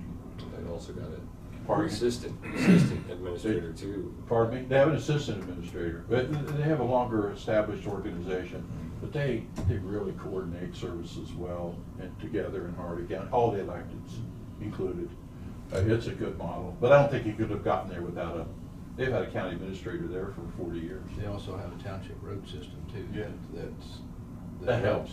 Well, it eliminates a lot of problems. Yeah. I mean, You don't have a township road system. See, I didn't even, that would make it different, much different right there, right? So your road department is, Mhm. got a whole different. different ball of wax. Got a whole than what different ball of wax. Harvey County has. Exactly. Yeah. Harvey County just worries about their blacktop roads. Right. I think Ferguson County is the same way too. They, Mhm. I think they're township and they just worry about their blacktop roads and some of their higher traffic. I would just tell you that Yeah, living on yeah, some of they won't let us those, living use on that. some of those township, driving some of those township roads and working on this 12 years I was in Halstead, lets me know that maybe your system might even be better. You brought up the electeds, and that's a good discussion. My understanding earlier in the history, several years ago, was there was maybe more opposition from elected officials. Oh, Yeah. But I think now, correct me if I'm wrong, Joni, but I think now most of the elected officials understand same playing with administrator, not administrator electeds, No. but administrator electeds are the same. No, Just no. like you said, coordinator. No, it's not. It's actually, the administrator's about a half step below the electeds. yeah. So it's kind of like a coordinator, kind of a spider web underneath, whereas the pyramid comes from your non-elected, and then it's more of a, where can I help you and do things to make it easier for you with the commission. Right. So that way you're not fighting for your budgets and Right. certain things. But that education process has Yeah. kind of taken place, Yeah, it's- my understanding, with the Yeah. department heads. Most- Well, it's a learning curve for sure. I'm Once sorry, it- like- Once it starts, I mean, it'll be awkward. There'll be moments when people are temporarily disappointed in each other because it's not gonna be perfect. Yeah. And it's gonna be a learning curve for everybody. A lot of the election started with, let's just say it's not happened in this county, and I hope it never does, but yet it's been mentioned in this county. First thing I learned from a sheriff when I come here was the Lynn County decision. Yeah. And, that's, the government says the sheriff can do what he wants, if he can prove that, he needs people or whatever. And I don't know how it affects like a county secretary, county treasurer, but I think it all reverts back to that. I don't know if it's been challenged or not. I think it's a statutory exception for sheriffs. Just for sheriffs, you think? That's my understanding. And fortunately, the places that are well managed get through that okay. They don't, but statutorily, the sheriff can come in and suspend whatever he wants. Don't say that out loud to Yeah, no, anybody. no, But it's- no, that's a decision. It's a legal decision. Yeah. And so that budget, that's one reason why you want to be sure that all electeds are in agreement with the budget, because there are exceptions that make it very difficult to manage this system, so. And then we get fried for the budget. But yeah, guess who the budget comes on ultimately? You got it. So Any coordination that you can, the coordination, the better the coordination gets, the better your job gets. The budget's a big deal in your job. Okay. Well, the better Should that be the gets, the biggest better deal. it gets for citizens, and Right. for employees, department heads, everybody. Better for everybody. All right, any other discussion with Dawn? Very good information. I think Thank it you all was- for Yeah, your appreciate attention. you You're really being good. with us. It's easy to see you're a good group to work with, and you're all paying attention, and that's what you're here for. Mhm. Well, we're here to improve, we're here to improve. Right, so thanks for Whatever we having can me. do to Thanks for improve. having me. Thank you, we really appreciate your Appreciate it. information today. Nice to see you again. Yeah, so this is the third time I've visited with him, so. Oh. It's come over my lifespan of here on council. I met with Don a lot. Every other week for a while. That was the other life. Yeah. David? Very short time. Thank you for coming That's my in. chair, We that's my appreciate chair you. warming area. Thank you. And Lou, we also appreciate you coming in. Take care, Lou, you're up there. Yeah, I think he's off. And you bounced. Anything we can do to help, just let me know. Appreciate that. Thanks, Thank Dave. you. All right, with that, any discussion or comments? I'm gonna leave in the next 5 minutes. Okay. Plenty to think about. All right, I think it was a very good, productive work session. With that, we will adjourn the work session, come back at 12:30 for our county committee meeting, county commission meeting. We're having Thanksgiving at the office. Well. And he's not gonna invite us over? You can come on over, there'll be plenty of food. What? Does he have? Got any smoked turkey? No. Fried turkey? I think having soup. I don't know what to do. Tina's got pizza coming. I can tell everybody what a good job they did. Well, thank you. I'll be right back. Well, then you're gonna, oh, it's soup. I was gonna say if it's turkey, it's This conference will now be recorded. begin with the flag salute. I pledge allegiance to the flag of the United States of America and to the republic for which it stands, one nation, under God, indivisible, with liberty and justice for all. Okay, welcome everyone to the Marion County Commission meeting, November 21st. We'll begin with public forum. There's no one in the room, but if there's someone online that would like to talk, unmute your microphone and you may speak. We have a Caitlin Christensen. Caitlin, are you wanting to comment? The attorney's office? Yeah, I Probably think just that's wants to just, listen. I think she's just listening. Yeah. Okay, any other public comments? If not, we'll move to agenda approval. Any additions or changes to the agenda? How many executive sessions? 8. Two. 2 of them in an hour each. Two.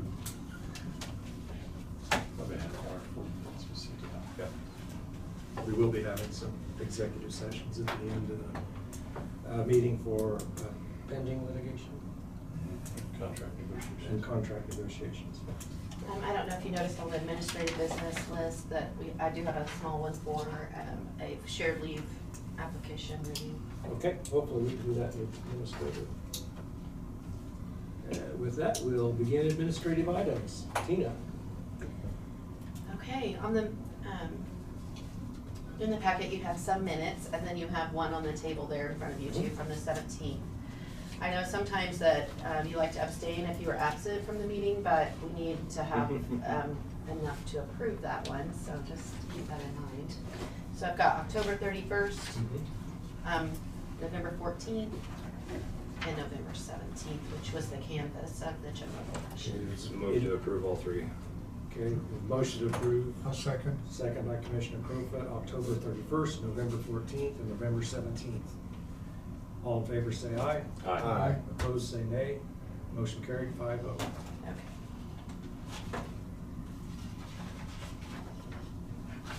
While Tina's passing this down, we have the record of proceedings of the November 17th election canvass. That was included. That was. Oh, was it? Yeah. In his motion. In his motion. Okay. I handed it, so that way to take away the I thought that was, abstention part. it's gonna be separate because people didn't want to vote. If you look at the second on the motion to adjourn. That was sort of funny. We sat there and waited for one of the three new people to second it.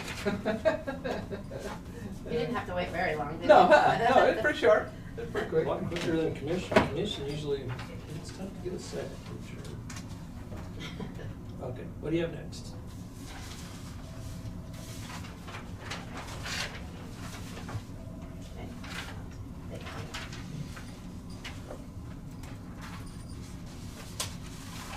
I have a salary change.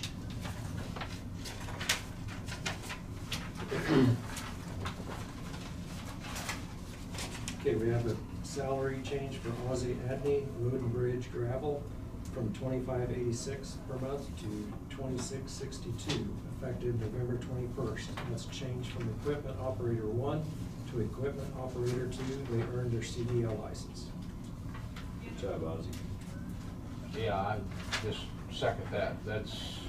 I'm not so sure the way it's going down now, that that's not a bigger thing than we think of, is to get somebody that doesn't have one to get one. Yep, appreciate getting the CDL license. Next salary change is Loretta Turk, County Treasurer Office, new Administrative Specialist 1, $2,300 a month, beginning October 24th. Welcome aboard.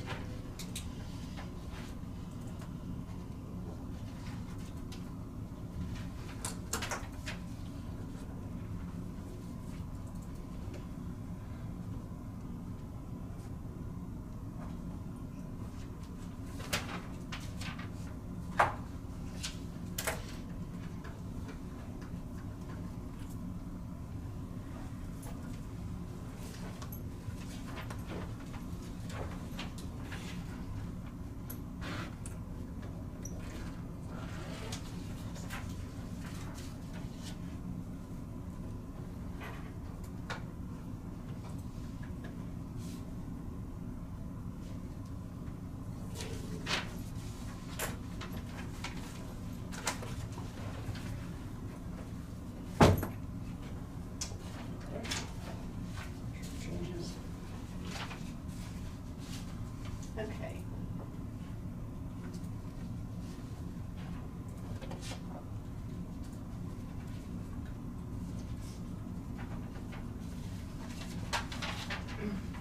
In your packet, you had a memo from the county treasurer and some information on postage machine.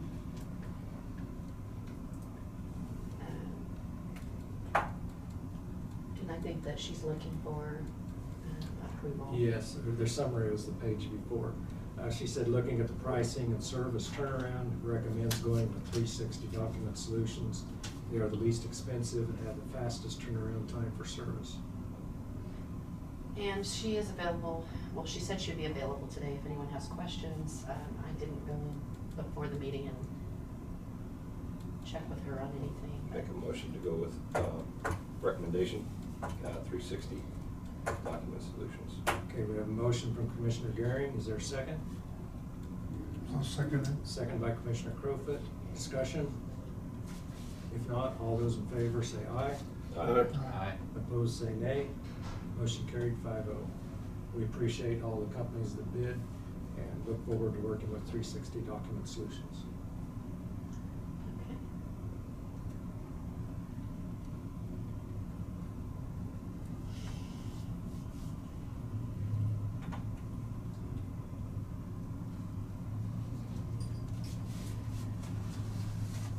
This was not in your packet. But we do have two early checks. One for Park and Lake for aesthetic tree service in the amount of $999. And then one for Road and Bridge. This is for paying out of special equipment for the magnet that was previously approved, and the amount is $26,260. And I'll pass this, but the total for all funds for the early check would be $27,259 and no cents. So Did that $27,259. match the bid amount for that magnet? I can't remember what the original price was. It was high. Well, I know that, but It was all design and build too, so, but yeah, I don't know much. I can go back in the minutes and find that specific date. You don't have to right now. Okay. Can we approve it pending? I would move to pay early checks in the amount of $27,259. Second. Second by Commissioner Garing. All those in favor say aye. Aye. Opposed say nay. Motion carried 5-0. Thanks.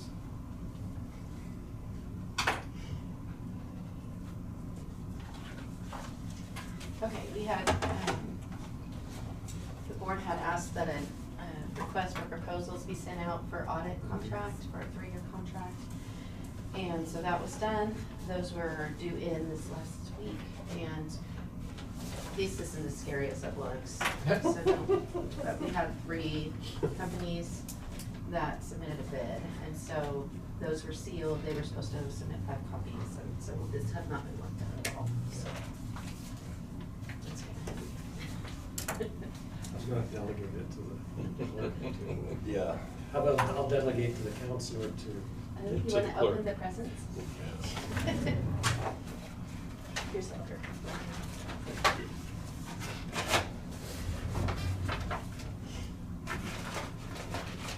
Here's the one with the little eyes. I've got those at the office too. I think The we one had with the pretty eyes good the doesn't last like- time.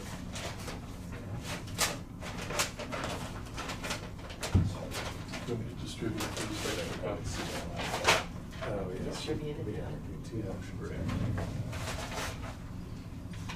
Thank you. She must have the other 3.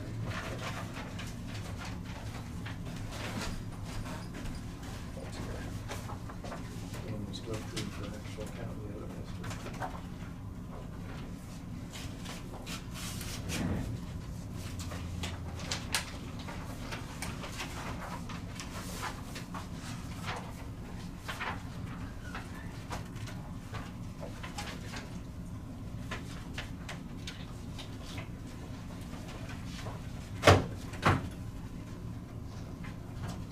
That was easier.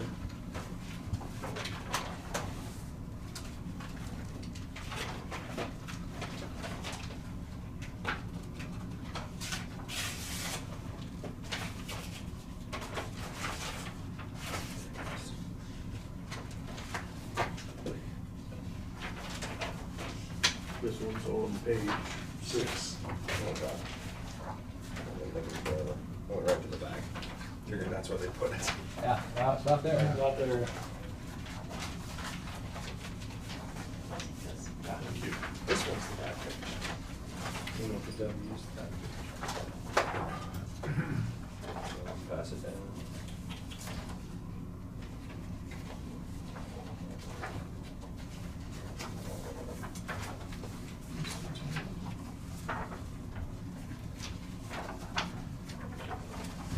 I'll come around and get it when you get the last one. I get that. I get there.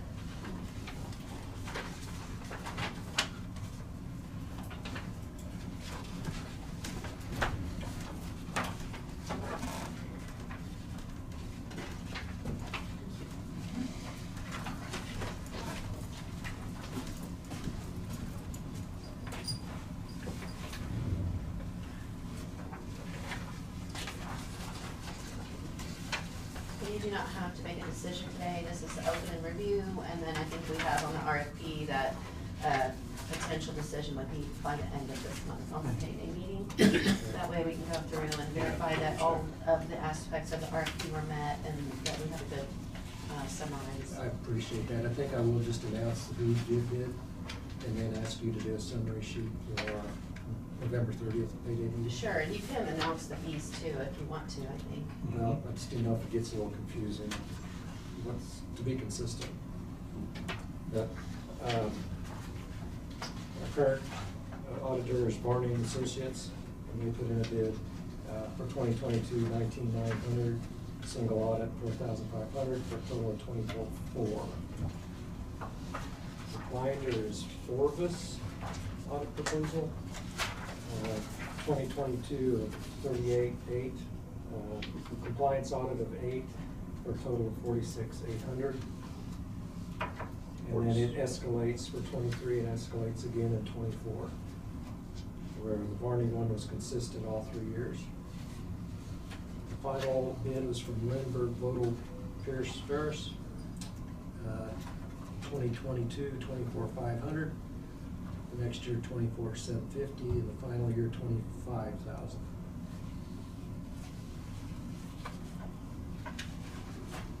So again, we'll have the clerk put together a spreadsheet, and we can make a decision at the November 30th meeting. Okay. And their single audit fees are in a separate section, so. Right. Okay. Shareholders, managers, staff. That's where I figured as soon as I started trying to explain that. Yeah.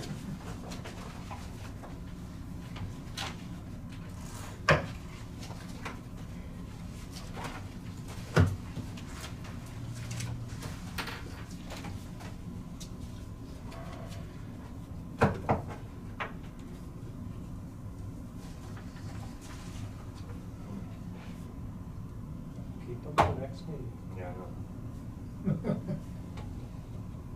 Just wondering if you take a motion to approve parent low bidder pending staff review. Tina, Commissioner Garing was wondering if he would be comfortable if we made a motion to approve the parent lowest bidder pending your review, or would you prefer to wait till the That way you I can don't- move forward I don't have without. that. I would prefer to wait, Okay. because a little bit, I mean, this, we were unhappy. Well, last and time. you might also wanna I mean, if you decided to, that you could interview any firms that you wanted to, and Mhm. if that's something that you would want to do, but, so, Okay. okay, so, We can wait, it's fine, I sometimes Okay. just like it to be able to, so the staff can move forward if they want to. okay. Then I think the only other administrative business that I have is is the shared leave request for an employee, which will be during an executive session. And just a reminder about the employee Christmas party, which is, we won't meet on the 28th. And so the next meeting is on the 30th, and the party's on Saturday the 3rd. Did we get a caterer, did you? Arlita Oh, out cool. of Burns is gonna Good. cater, and we have musical entertainment, we're doing a gift exchange, like, everybody bring a gift, and then somebody will read a story, and then we pass the gift one way and you pass it around, and then whatever you end up with is what you get, so. Okay, and then no meeting on the 5th, since we have payday on the 30th. Well, no meeting on the 28th. Right. I do have a meeting on the 5th, unless Yes. you all say that you don't want to do that. I will not be here, and I will not be available by Zoom. Okay, right now, what's scheduled on the 5th is just regular business, but we also have the security company that's been doing security for us, just for a contract renewal, so. Well, if you guys are fine moving I on. think we need to go ahead and Okay, we'll go ahead and have the meeting. You're in charge. Okay, I'll just put a note. see what happened. Short meeting. Crowfoot's running the train. He said it's a short meeting coming up. You promised. We're gonna have 2-hour counselor session on that day. Perhaps 3. Perhaps 3, since I won't be there. No comment. He's the chairman. Shucks. We tried. Okay. I could say something. Would you like to do your executive session? Sure. All right. I just need a couple minutes, so. Okay, I'll do 5. I move that we recess an executive session in order to discuss personnel, Leave request. personal leave request pursuant to KSA 75-4319B. Item 1, personnel matters, not elected personnel, with the commission, Tina and Brad, for 5 minutes from 12:50 to 12:55. Second. Second by Commissioner Becker. All in favor say aye. Aye. Opposed say nay. Motion carried. Back at 12:55. I think there was confusion whether he That's- was speaking or. Mine's working. So works. Yeah, we're Yeah. back on, everything's on. This conference will now be recorded. All right, we're out of executive session, no decisions made. I do have a motion to approve shared leave for an eligible employee. Second. Second by Commissioner Gary. Any discussion? If not, all in favor say aye. Aye. Opposed say nay. Motion carried 5-0.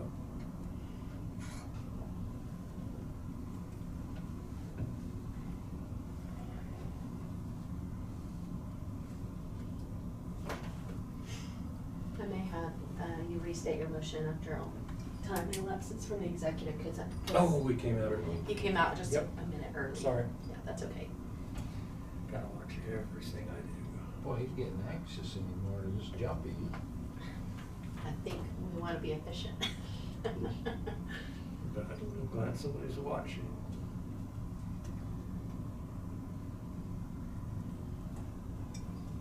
$20.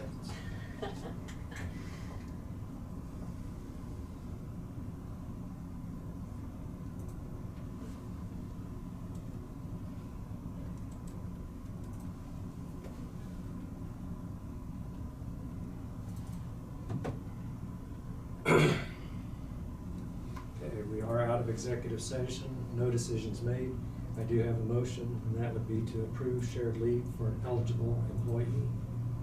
Second. Second by Commissioner Gary. All those in favor say aye. Aye. All opposed say nay. Motion carried 5-0. Okay. And that, excuse me, that was all I have. Okay. We have just a couple minutes for our next agenda item. Do you have any 3-minute updates you can give us, Brad? Run down 3 there, minutes. Joel. No. Oh. He's supposed to be here at 1. Yeah, we're early. Which is extremely unusual. He's Down the hall. Trying to walk faster, huh? And arms right behind him. Oh, okay. I had to wait for a video. Yeah. Preach to the choir. Hi, Joe. Oh my, right, everybody. Yes. You want a decision. All right. So, I talked to, Kurt. Mhm. Showed him our plans, I think, and I hadn't had a chance to go back and talk to him. I think he's had quite a bit on his plate Yes. getting going. Yes. And I saw he was on today, so I don't know if some of those discussions could happen here, whenever he gets going. But, you know, I mean, just re-looking at our space and the amount of square feet that we have, like our square feet in that area is 369 square feet for the 4 of us, and that includes the vault. So we're in a very tight space. Though I think one of their long rooms over there is 377 square feet for just one room. And so our need, and you know, when we were looking at where we were going, originally we had wanted that space, planning and zoning needed that space, and I said, well, I mean, we're all part of a larger group here, and I said that their need was greater than mine, even though we have a great need, they needed that, and so I was going to defer to them. Right now, we have a great need. I don't know of anybody else who has more of a need than what we have for space right now. So I think that's just reiterating where we stand as far as what our needs are. I think just wanting to point out that I'm not wanting to be part of, you know, Yes. we have a larger group, there's more people Yes. than just us, and I do understand that. Yes, very good. Yeah, I guess I'd ask Kurt since he's in the room. One thing that we held up last week was just making sure on that festival area, if you guys would want that wall pushed further to the south so you could have an observation window to see who's out there. I actually haven't looked at it that close, so I can't tell you exactly where it's gonna be at. Well, when you look at that, I did hear back from the security folks, and he could come and do a walkthrough, but not until the week of the 28th. So next week, I think he would be able to come out on site and take a look at that. That That was the one thing that I can remember that was Right. holding up moving forward, was to make sure that you were gonna be comfortable. Whether you could see who was out in that vestibule or just have a door there, you know, I don't know, you open that door, you don't know what you're walking into.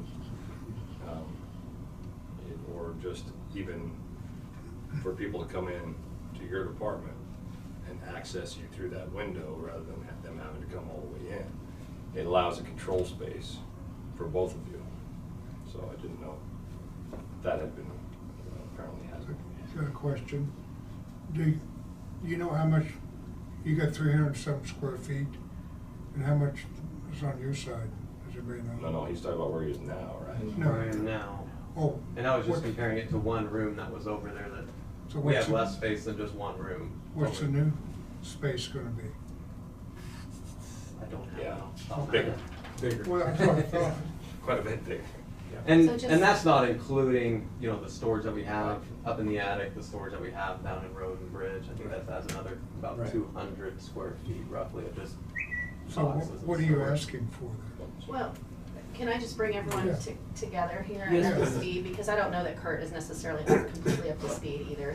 So, the commission was moving in the direction of potentially moving the county attorneys over there, so you have a shared space instead of bringing planning and zoning over. And so the obstacle that, you know, one of the main concerns was making sure that each office has a secured space. That you have secure access, they have secure access, and that we also keep and maintain a handicap accessible access for the public to either office. And so the commission last had asked Joel to come up with kind of an outline of what that might look like and how to get that security in place and allow the access for the public. And so this, and kind of a cost estimate for doing that. And so basically it was adding a wall, right, and a Right. couple of doors and potentially either like a keypad entry and or a camera, so where you can see who's outside the door, or like they were just talking about, on the door itself, a secure window or a window beside. Okay, so that's kind of where they were with that. And not necessarily that EMS will be in that building forever, because there are a lot of other kind of Moving parts. moving parts that you may not know about yet, Right. so. And that's where, you know, in the future, if EMS looks to expand their office space, it would probably be in a different location. But this would be our short-term. A short-term solution for Solution. some space to be Because- set up and ongoing for a long time. Right, because obviously the county attorney is in an unacceptable office space situation.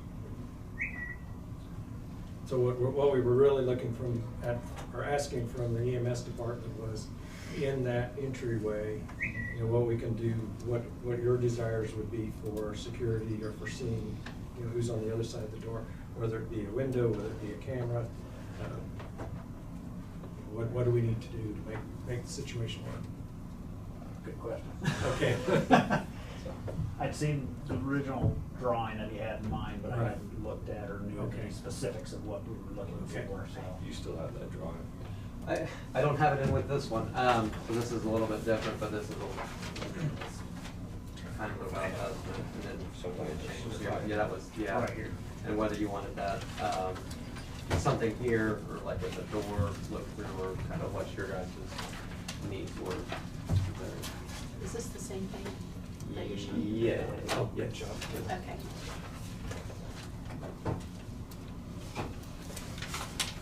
Jamie might be the one to answer that, since she's the one that deal with the public. That was from here. Good. Yeah, Mhm. that's. And I think the main question was right here, for this particular opening. So here's the director's office now, your big room, and then that big space that Jamie has. So this, would put a wall in here and we put a door here to be able to access your office, or the EMS space. And then it was just whether this wall needed to be pushed back a little bit, put a window here, or just have the secure window on the door itself, or potentially have a camera, because even if you have a window, I mean, you may have to reconfigure this because Jamie's facing this way, you know, so. Got it. Anyway, that was the only question kind of holding them up, Okay. so, does that make sense? And then the other thing with the window is you lose privacy when people can look in. So we were just wanting to know. Looking at that, I would say probably pushing that back just a hair for a window would probably be the best option, and have a solid door. Okay. That way you can have an interaction window, just like they do. Correct. That they don't actually come into your space. Correct.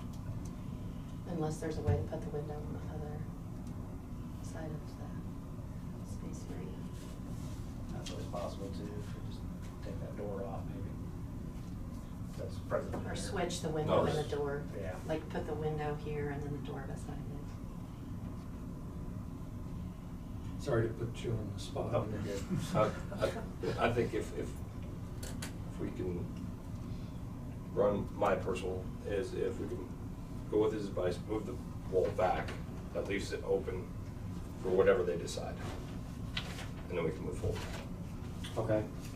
So if we move that wall further to the south, allowing them the opportunity to put in a window if they choose, then whether they choose to put it in or not, it could be done. It's not a load bearing wall? No, it's actually framed in opening. Yeah, it was an opening and then it was. So how far back would it need to go, like? And I think we'd have, I mean, the window that we were looking at, I think was, I don't remember what that space 2 by was. 3, I think. 2 by 3? So the width is 2. So you need to About allow for 2 about plus 3 more 3. feet. Yep. To give enough for border trims, Okay. certain things, so 3 feet, 3.5. I think a closer look at it and figure it out. You say 2 foot It was tall? 2, No, no, 3 2 tall, wide. 2 wide. Okay, because we'd want to just duplicate it if we did that route, because Okay. they've already got a vendor, they've already got, One of the match, yeah, that's what you said. Yeah. simple. Get the women involved too. Lewis Street Glass can make it, and they are like way cheaper than anywhere else you can Yeah. look at. And that way, I and mean, 2 of them instead of just one. Like $400 or $500 versus thousands Right. anywhere else. So I would, as long as you gave them that extra pushback, I think I'm comfortable with moving forward with what you need to do. Okay. Does that go for everybody? Well, as I guess revisit the numbers, you had given us a number proposal, Dollar amount. dollar amount. Yes. Sorry. Yeah, it's 6,500 plus another something. Or another window. window. All right, so I guess that other window, and that did, the 6,500 did not include the duct work Right. that was in there. We're gonna have But that was just with the walls. There was a window. $2,200 ballpark thrown in there, I think, for that ductwork, right? I don't believe we had an Oh, estimate okay. on what that exactly I was. couldn't remember what that $2,200 was at the bottom of the page. I think that was for the window, that was. The other type of window. A different kind Oh. of window, and, You went with Jay the found cheaper a- alternative. Yeah, Jay Okay. found a cheaper way to do it, so. Fortunately- Instead of ordering, I think that was for ordering the window, installing it, then that Lewis Street Glass can make us what we need. So you wanna make a budget So of that 8,000? 6,925 included that for First the window. 400 and whatever Just for add the one more window, and then you'd add 14. another window Yeah. to that. Okay, And so when Give them a guaranteed maximum. you just wanna approve a bid up to a certain dollar amount, too? and probably leave a little flexible Yeah, about space. $8,500. Okay, so with the original bid was 6,925, add another 425 for second window, and your ballpark 74, 75. And you need to add 1,000 to it, For the ducts, because you're remodeling, for the ducting. So trust me. would you want to do a not to exceed of 8,500? Yeah. Is that a motion? Yes, yeah. That might still Could be you a little please shy. go ahead and state your motion? I would say I authorize the county attorney to move forward with a number not to exceed $8,500 on the division of county attorney's office and EMS. To work together. Okay, we have a motion, is there a second? I'll second that. All those in favor, is there any further discussion? Not all those in favor. All those in favor say aye. Aye. Aye. Opposed, nay. Motion carried 5-0. Okay. And is that's not including like security options? That does not include the. Just camera. clarifying. Right, is it with the other windows in place that may not be necessary? Right, and if you, on those doors, did that include access, like an access Like panel a or a pin keypad? code, No. keypad? Okay, so regardless, that's gonna be extra. It'll be $400 to $500 a piece. And yeah, I guess we can discuss, cause I don't know, I mean, we can talk about it, but I don't know if you're talking about keypad access through here, just keypad access to here, like the main entrance going in. I don't think we need keypad access to there, would be my opinion, but. It'd be more, so you go use the restroom, you need to get back in your office. Right. So EMS would have their own keypad to get in theirs, and you'd have yours. Okay. You know, you never want to remember to take the key when you went to the restroom, you know. Not a truck We do stop. now. Yeah. We do now. Yeah. So, okay. Did anybody check with Lloyd on what it's costing us to move over the internet for them? Well, it's different for each, we had it set up for planning and zoning. We have a very, Fiber. actual connection between the two buildings here. I heard it was more. I'm just stating what I heard. So It that's, wouldn't be more than planning and zoning. well, just stating what I heard, so I just wondered if we're doing our due diligence and checking. He's just We got talked with cables. Lloyd about it, I mean, and discussed that, but I don't. Yeah. He was waiting on us to have a decision. Lloyd was waiting for us to find out if we were gonna get it before he spent Just his got time on it. wires and the wall. Oh, so you're saying there will be a charge? Well, coming they've from got Lloyd. 2 or 3 more systems, they've got access to different systems, don't you, than with the court, that you have to keep in touch with, or not? I don't know, that's just what I was told, So, yeah, but there should be a fiber running over there from the server, shouldn't there? Yeah, you just need a junction box and drop 3 or 4 more cables for the different computers. Cause you got fiber going there. And there should be a server over there too, right? There's not a server over there, that's what we're talking No. about, the server is over here. And I don't know enough about any of that to be able to give you any information. I don't I either. just know that we're connected already, so it shouldn't be major. I It'll wouldn't be the think same so. connection he's on now, he's just, hardware just coming in different Well, locations. do they have a private line? That's what he's getting, a secure network up to the courts. Yeah, I didn't know what these. I don't think, we don't have like a direct You don't? connection with the court, Okay. no, I mean, it's just through the internet. and You don't know Getting what's on in there. it. Yeah. Right, I mean, as far as I know, we don't have any type Okay. of. So it's all like that, It's all Not that I through. know of, All right. it's all just Irregardless, internet there are gonna be programs. costs, because Yeah. anytime you move an office, there's gonna be Yeah. basically How costs. about we have a report back next week from Lloyd on Yep. estimated cost? Well, if you already made the choice to go, but I'm just saying, I mean, I don't know if there's cost to move our phone. I mean, we have a fax machine and Right. we have 3 phone lines over there at our office. I don't know. Are they actually phone lines or are they VoIP system? We don't have all yet. Okay. I'm still resisting it. I know. because Well, I it's know you gotta keep it unreliable. for certain things, but I thought maybe you'd have a VoIP system for the rest. We have, no, and that would require a whole new phone system for all of us to go to VoIP, because our current phone system isn't capable of doing it, Right. so. I hope it don't, but that's just what I heard, so I just was repeating, so you guys be aware that if it does cost a bunch, why, you'll know why. Can't do anything about it. And we'll get with Lloyd, and if it's some excessive cost, then we'll come back and obviously discuss that with you. all. Obviously, there's gonna be routine costs, but I guess Yeah. Commissioner Donkey's concern isn't excessive cost. Installation. Right, there's, I mean, from talking to him, it's gonna be thousands of dollars Right. to do this, and then I'll come back and obviously Yeah. discuss that with you all. A but- few $100 ain't nothing, but if it's excessive, it's. I think we got there. Okay, I appreciate your time. Okay. All right, thank you. Thanks, Joel.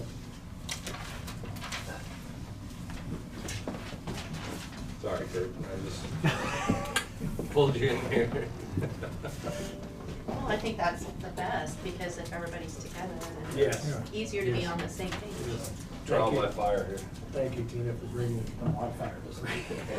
Ask you all kinds of things. Well, who's What this am I guy? supposed to know about this? I ain't never seen this before. Yeah. Have you seen this guy before? No uniform. Not like that. Chuck Kenny? Who are you? Kurt, I tried to get him away, he just kept. It just kept coming, okay. welcome aboard. Sorry it's been such a rough start, but it gets better from here.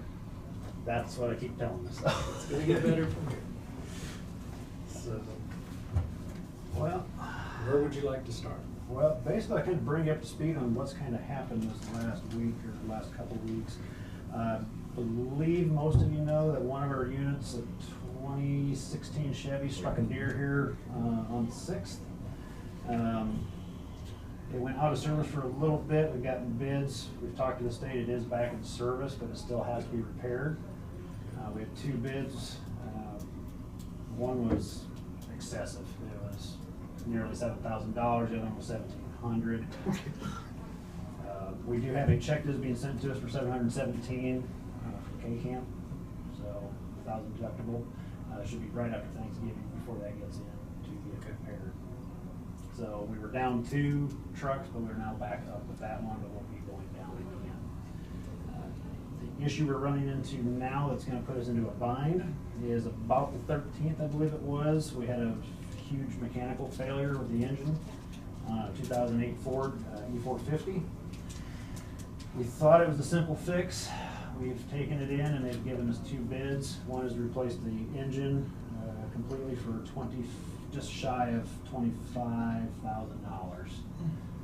And to do a pull on the motor and repair it, they're estimating somewhere right around just shy of $10,000. Just to clarify, which unit is this with the engine? This is a 2008 Ford. It was.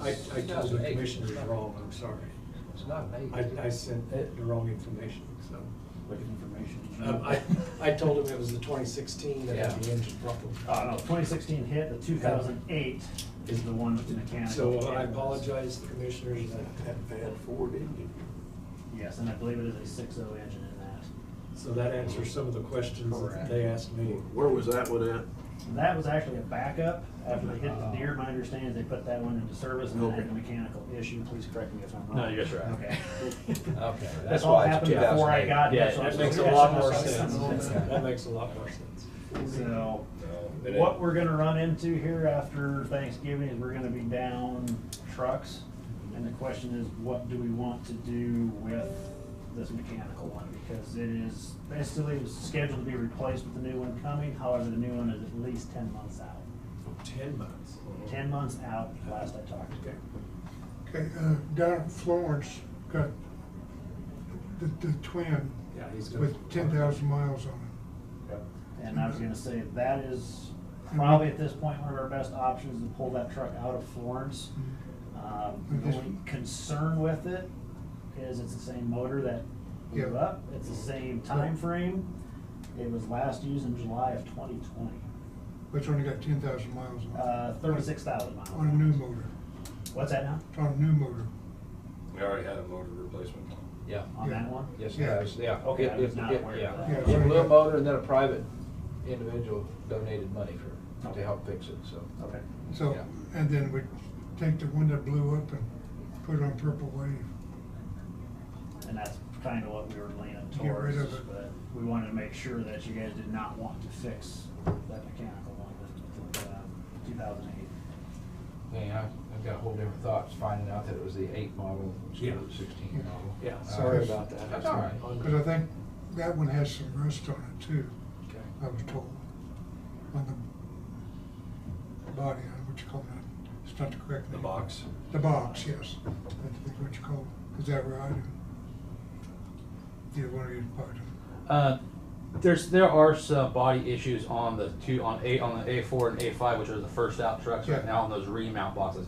A3, which is the backup one with the now blown motor, I I'm not aware of any major rust issues. There may be a few spots here and there, but the ones I think that you may be concerning about are actually 2 frontline trucks that have been remounted boxes that do have some body work that probably needs addressed at some point. It's not a structural issue at this point. Because of $10,000, no guarantee that would fix it, probably, is it? No. And they told me that too. And Yeah. They said we could pull it and find out it's going to be 15,000. Yeah. Well, so 10,000 was just the start. That's Till I just find the out start. more. Yeah. And they said that 10,000 could nurse it through for maybe 2 years. Those motors were no good. Correct. Everybody that bought one And the found fact out. that that is the one that's essentially gonna be replaced in 10 months, how much money do we wanna put into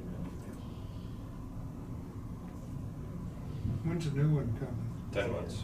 Approximately 10 months. When I talked to him the other day, he was gonna do a follow-up. I've not heard back. I told you wrong on that one too. Told you get 12 months. That was, We don't get the new one until when, January? no, it's 10 months. 10 months.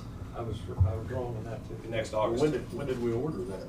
This time last year, wasn't it? Earlier this year. That's up there. February, we ordered it in February. Okay. Okay. Once the chassis gets to them, it's up to 10 months, and it sounds like it's just getting in because of supply chain issues. Is there any value to taking this box off? Putting it on a gas rig instead of a diesel rig? I don't know the status, how bad that box is, but you'd still be looking at it here to get it replaced. I just look at, maybe we'll find a cab and chassis. Throw it on there. I did try checking on loaners, just to have one around until we get it figured out. They did not have any loaners available. They had a used one, 2017 or 18, but it had like 250,000 miles. And they wanted about 15,000 for that. So about the same cost to replace your motor. And that's no guarantee on that truck either, if we didn't even go that route. Well, it sounds like the first step is to bring the Florence unit up, get it inspected, and Correct. get it into the rotation. I think the biggest thing is making a decision on that 2008. If we want to pull it completely out of service, we need to take some parts off of it for another truck. I'd recommend working the 2008, no putting more money into it. Other thoughts? I agree, we need to get that one in rotation, whatever that takes. Right. So step one, Florence unit.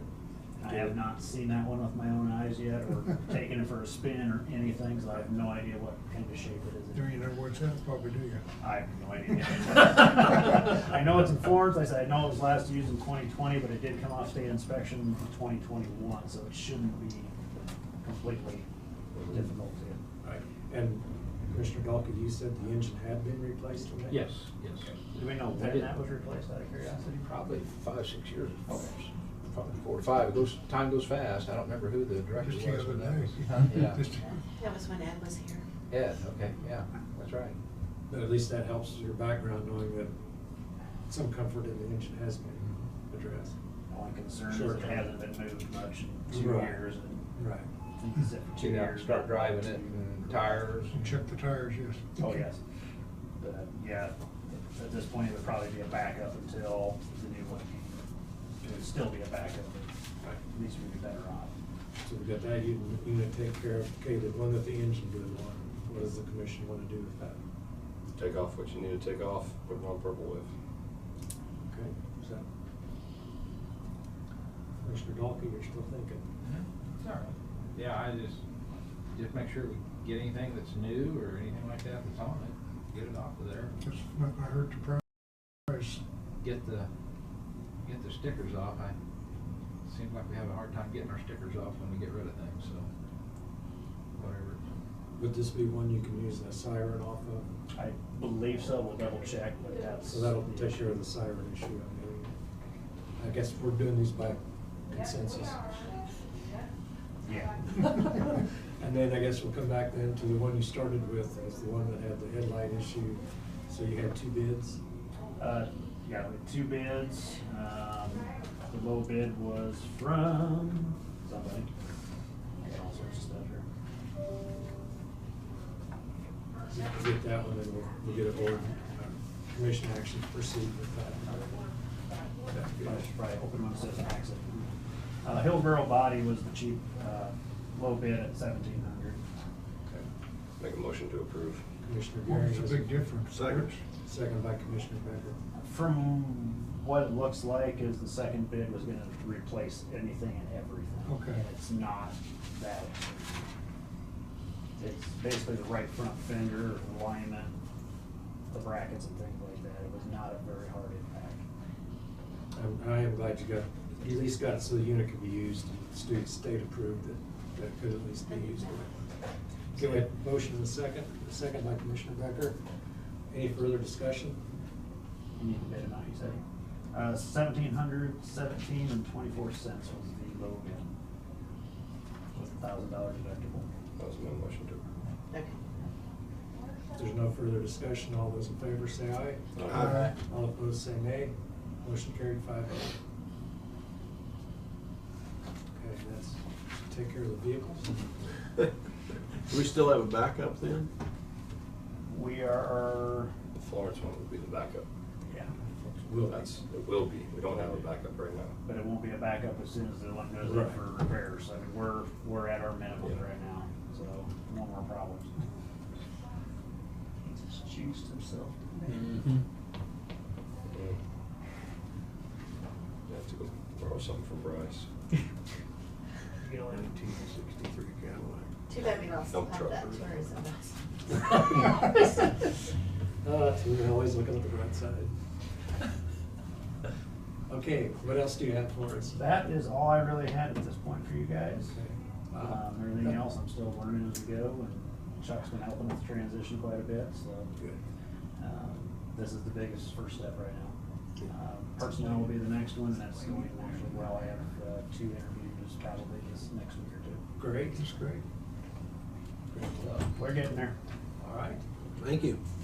I think we'll have you back in about an hour, or maybe less, or less. Depends on how long Bryce is. Follow Bryce.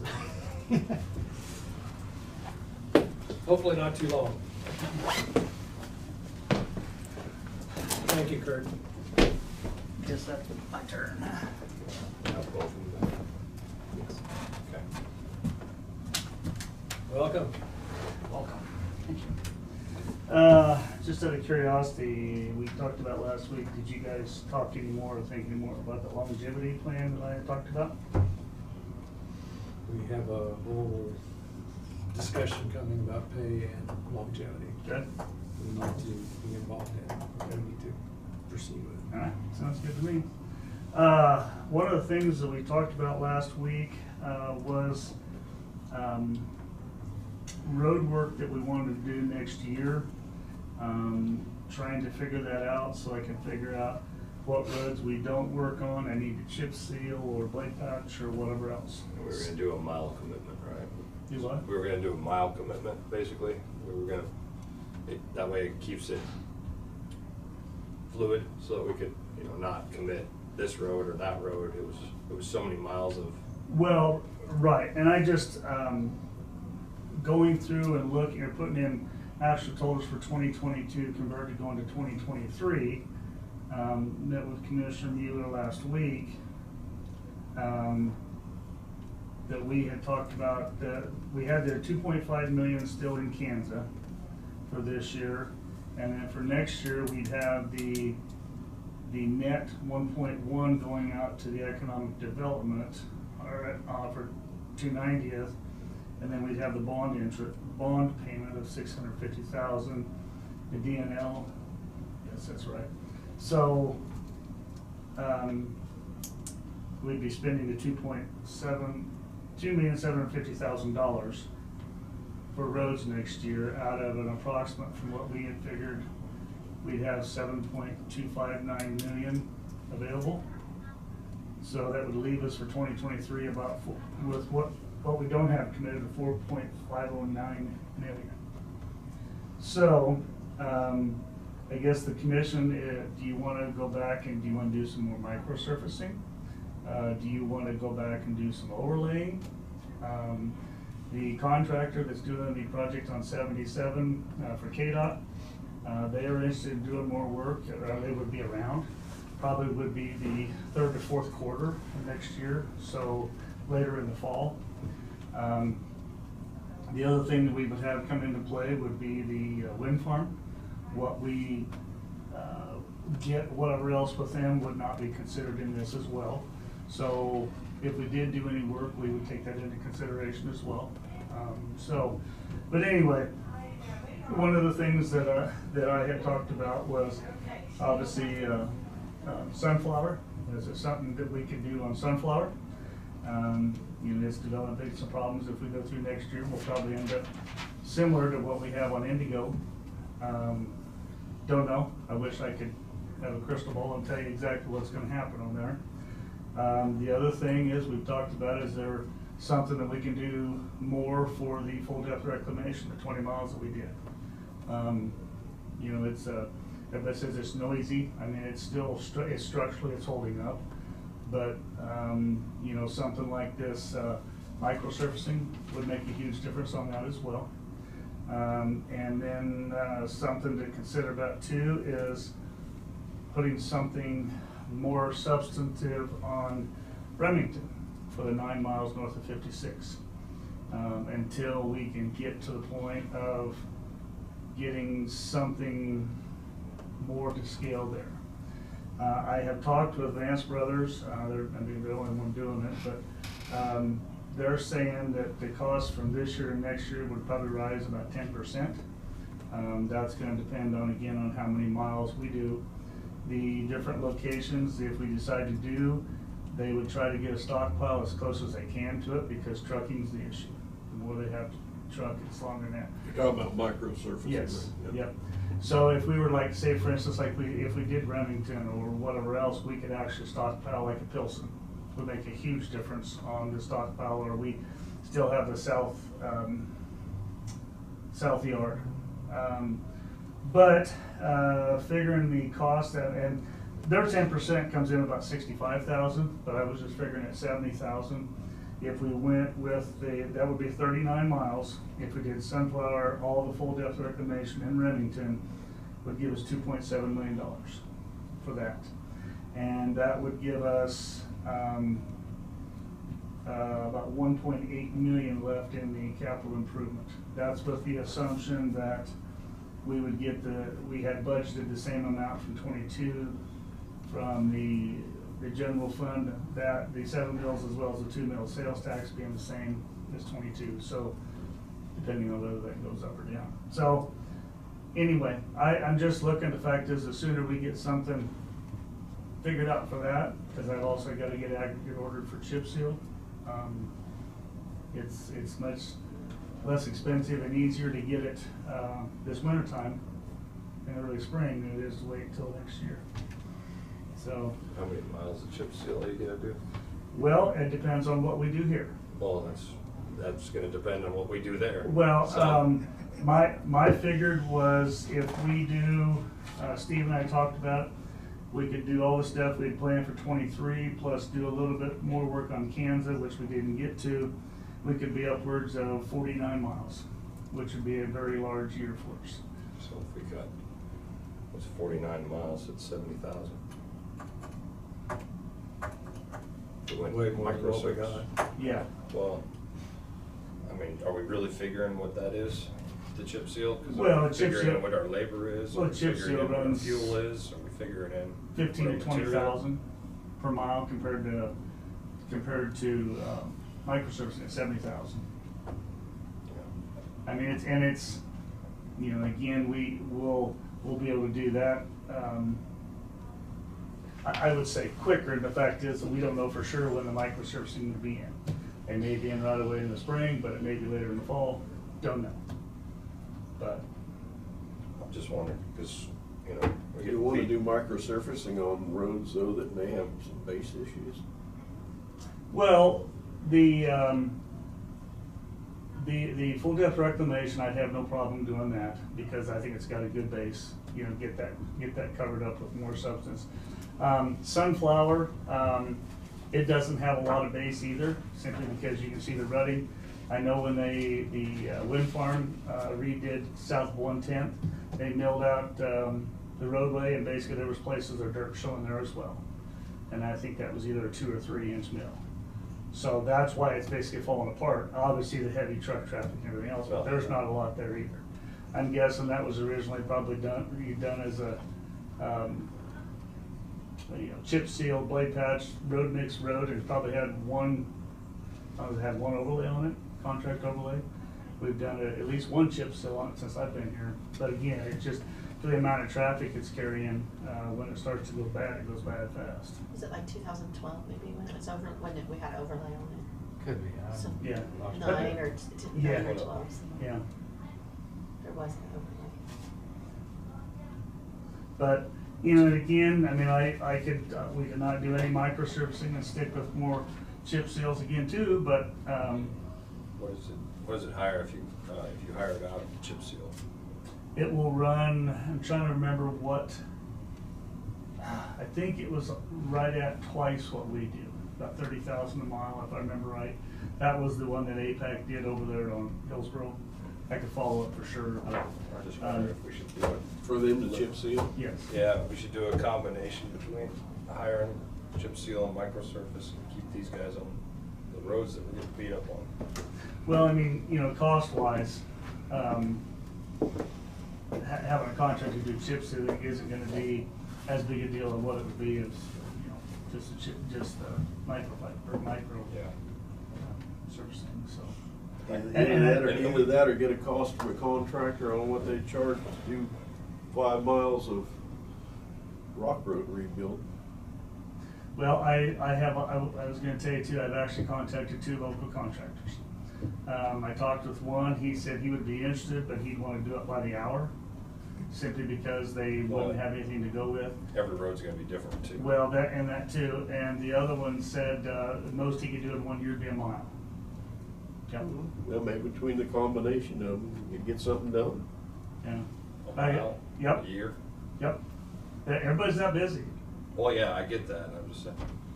He just, What about the other contractor? He didn't say he could only do a mile. No, but he said he'd rather do them in the wintertime.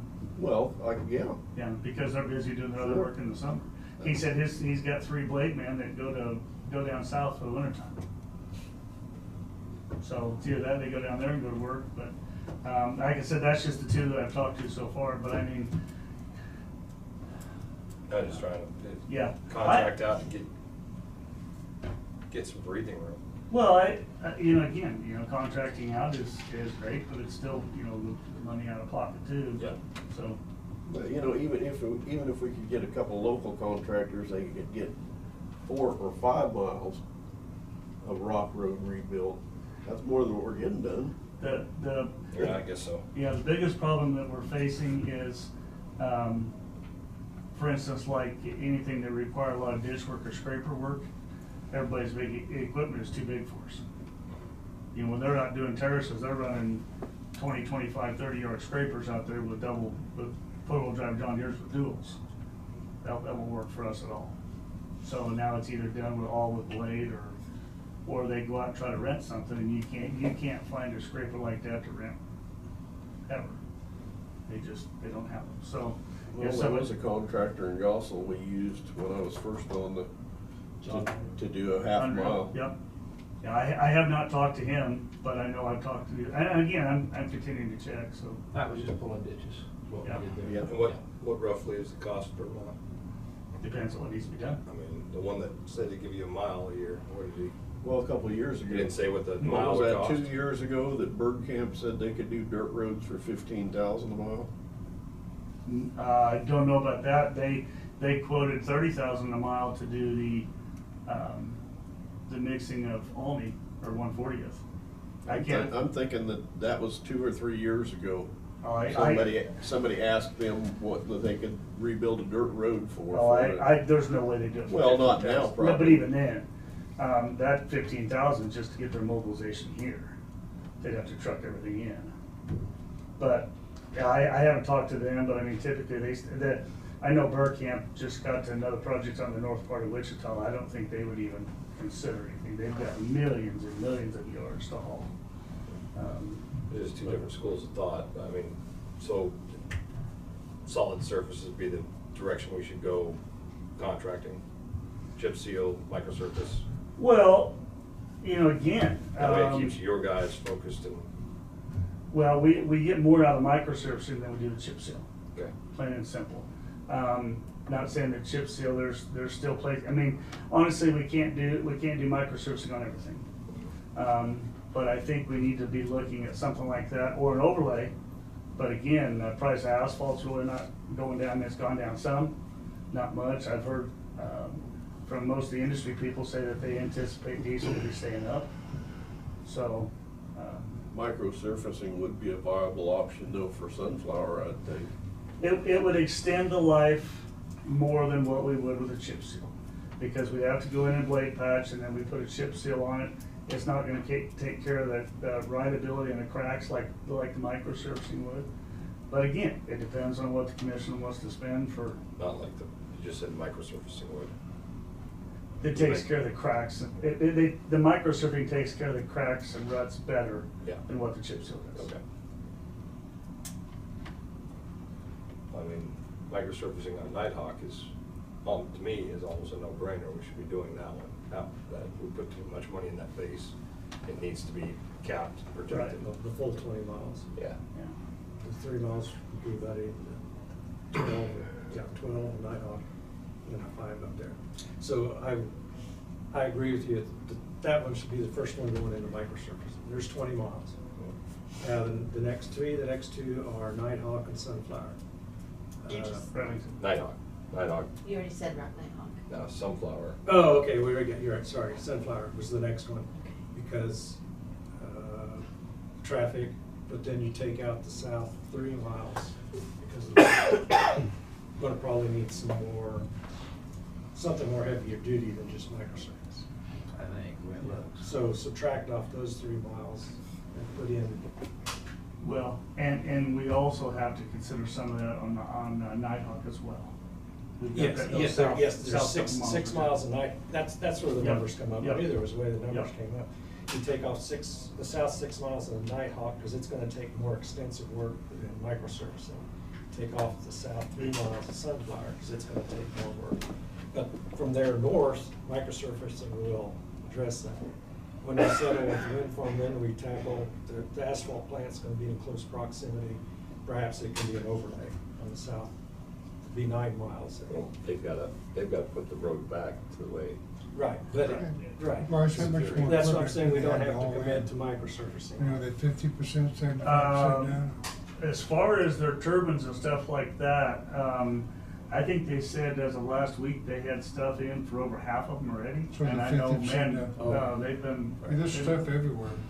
Now, one thing that is not hurting as much is the reason that Sunflower got hit so hard was all the aggregate trucks coming in, and that was really, really bad. The turning right there. Yeah, and slowing down and stuff like that. So it's not deteriorating as bad now, but you know, obviously. And I will tell you that we already have broached that subject with them. They're supposed to be giving us a plan as to what they're going to do. So we want to be out front with that, and they were all for it. They don't want to have any delays either. They just want to, work with us to get that done. So, but anyway. But back with the microsurfacing, there's 20 miles in the full depth reclamation. There'd be another 10 miles.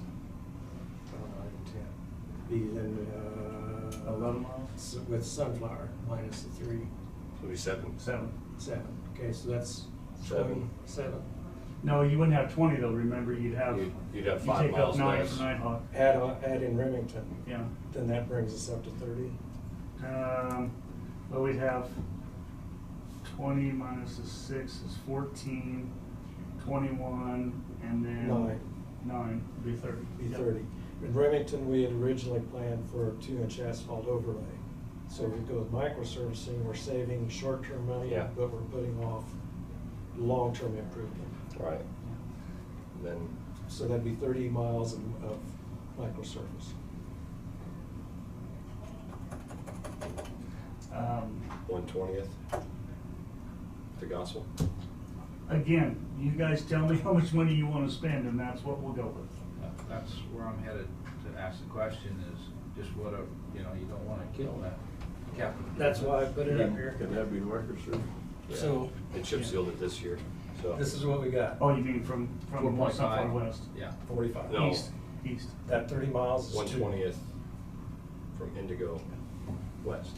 30th. 1/20th. We'll get some Gospel discount Road. because of the volume. So that brings us down to. That's not, what, 5 miles? Oh, actually, if you wanna go clear Which across. hopefully there'll still be some more on 290th cost share. Yeah. Like I said, guys, where do you wanna put the money at? Or do you wanna put any money, I mean. I guess what I'm trying to push for on Bryce's ideas is to get the microservicing locked in so they can start delivering aggregate. Microservicing is gonna get us better than chip seal. Now here's the other thing is, whatever we spend this year, now, you brought up 1/20th. If 1/20th is something you wanna do, 1/20th would probably hold up well enough that we could push it off till the next year as well. So that would still give you another $1 million, well, whatever the general fund transfers would be back into that, so. It's not like we have to do it all at once, We but. can't kill the capital improvement because it has to pay the bond. Well, we've talked And about, that's that right, included the we deducted that. 650,000 in there. Right. We So- deducted that right off the top. That's priority number one. Yep.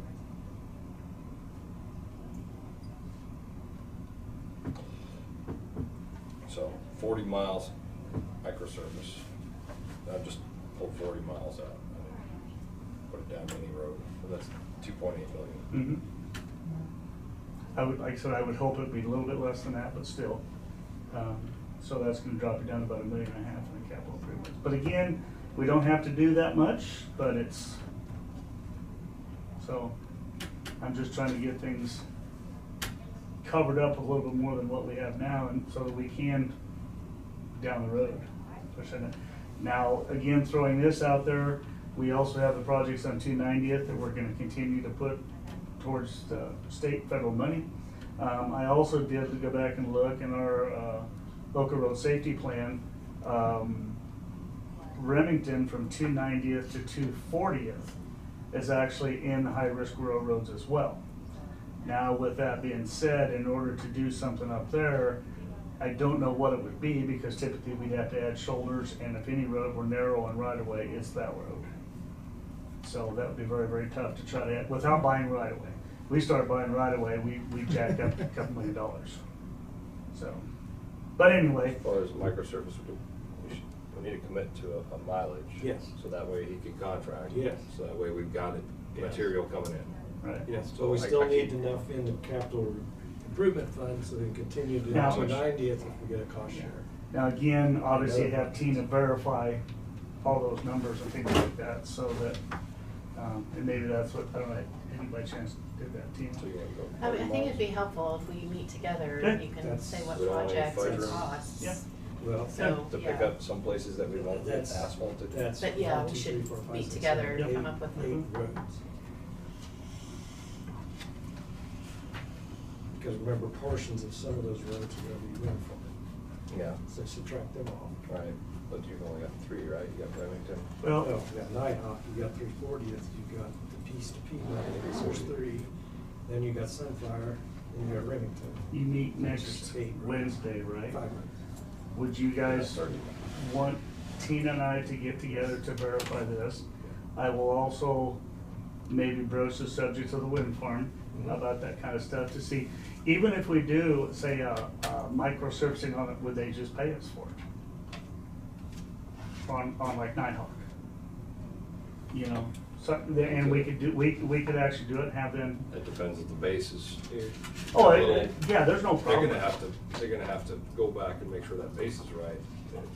There's no problem with the base, on Nighthawk, on any of that. Can I this- mean, it's run a little bit. Can this board figure that we do the project with the, not knowing whether we got people or not? or do we go out and contract it? Microsurfacing is all contract. Yeah, microservices has to be contract. Okay, he just said we do it. No, that's No, chip no, seal. no, that we would let a contract and they would just pay Okay. us. Okay. So we do the project all at one time, that's what I'm getting at. We'll pay the bill. Yeah, well, I just, With the money. anyway, so we can do that in order to, and then that we could come back with more of verified costs or whatever else. So, What do we have in our plans for, let's just say 40th, 60th, and Old Mill going south, and I know everybody's got a road, or some of you don't have roads, but I've got quite a few of them. I got more. And to answer your question, we're going to chip seal, our plan was to chip seal, Old Mill from 60th to 10th, and then 30th west over to the county line. just want to make sure we keep money back for that, because I see Old Mill down the last 2 miles is where you pass, you know. It's, Again, I know that, and that's what I'm not saying. saying that, Bryce, I'm just saying, look, we want to make sure that we have that. I in our understand, but minds. my point is, you guys tell me where you want to put the money, and that's where I'll put it. I mean, we've got $30 million worth of needs and asphalt roads out there that need to be done, so. Anyway, we'll get with Tina and get back on that. So, to add a little bit more salt to the wound, looking at 230th and Remington. I actually met with Matt Meyer off of NRCS out there last week, and we, not immediate, well, we have one immediate concern. We have culvert that's washing out close to the road, but we're gonna fix that. But ultimately, we're gonna have to look at something different there. Whether that be that the county buys more property or whatever else and moves the channel back to the west, or we move the roadway to the east. The problem is that road, by natural erosion, we're losing our four slope on there, and there's places where we have a vertical slopes within probably 5-6 feet of the road right now.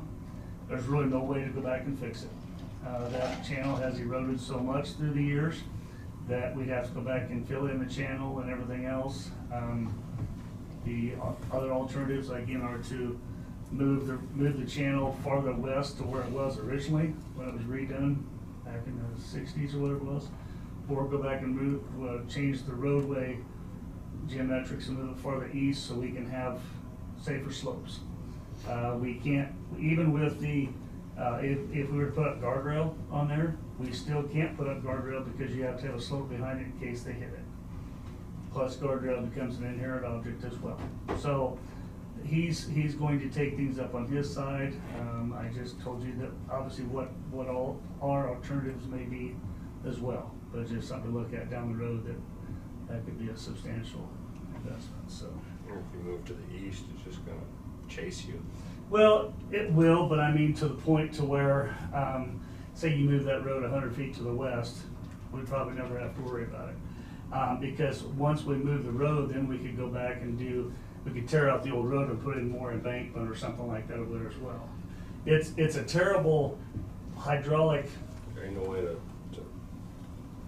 conservation control it, rip wrap it. There's not enough rubble. dirt to play with. Just concrete. Nope. Need to drive it. It's Yeah, not I've pretty. been Yeah. down there. The I other go to thing cracker is, plant, but- well, and honestly, yeah, by looking at it, the channel has migrated east the way it is. From where it used to be, you can see how deep it used to be. And again, the other thing you deal with is going back with permits or whatever else is trying to go back and do that under the federal permits. Like I said, it's just, it's a mess all the way around, and you know, we like that. But anyway, something down the road, but again, we're gonna have to take care of the immediate concern. We have a culvert washed out next to the road that will take care of that, but something to look at. And we're hoping that, you know, we can get the NRCS and all those guys involved in this water resources that would help, but still, we're gonna have to have some contributions. So I'm looking to try to find some retirees that can come back part-time to operate tractors. for me. Still working on them, so we'll see what happens. As part of, sorry Brad, I didn't get one for you. It's all right. You can't read me either. It's correct. 6, I think there's 6 there. Talked with Chase County, and Tom sent me this thing, and I think it's a really, really good idea.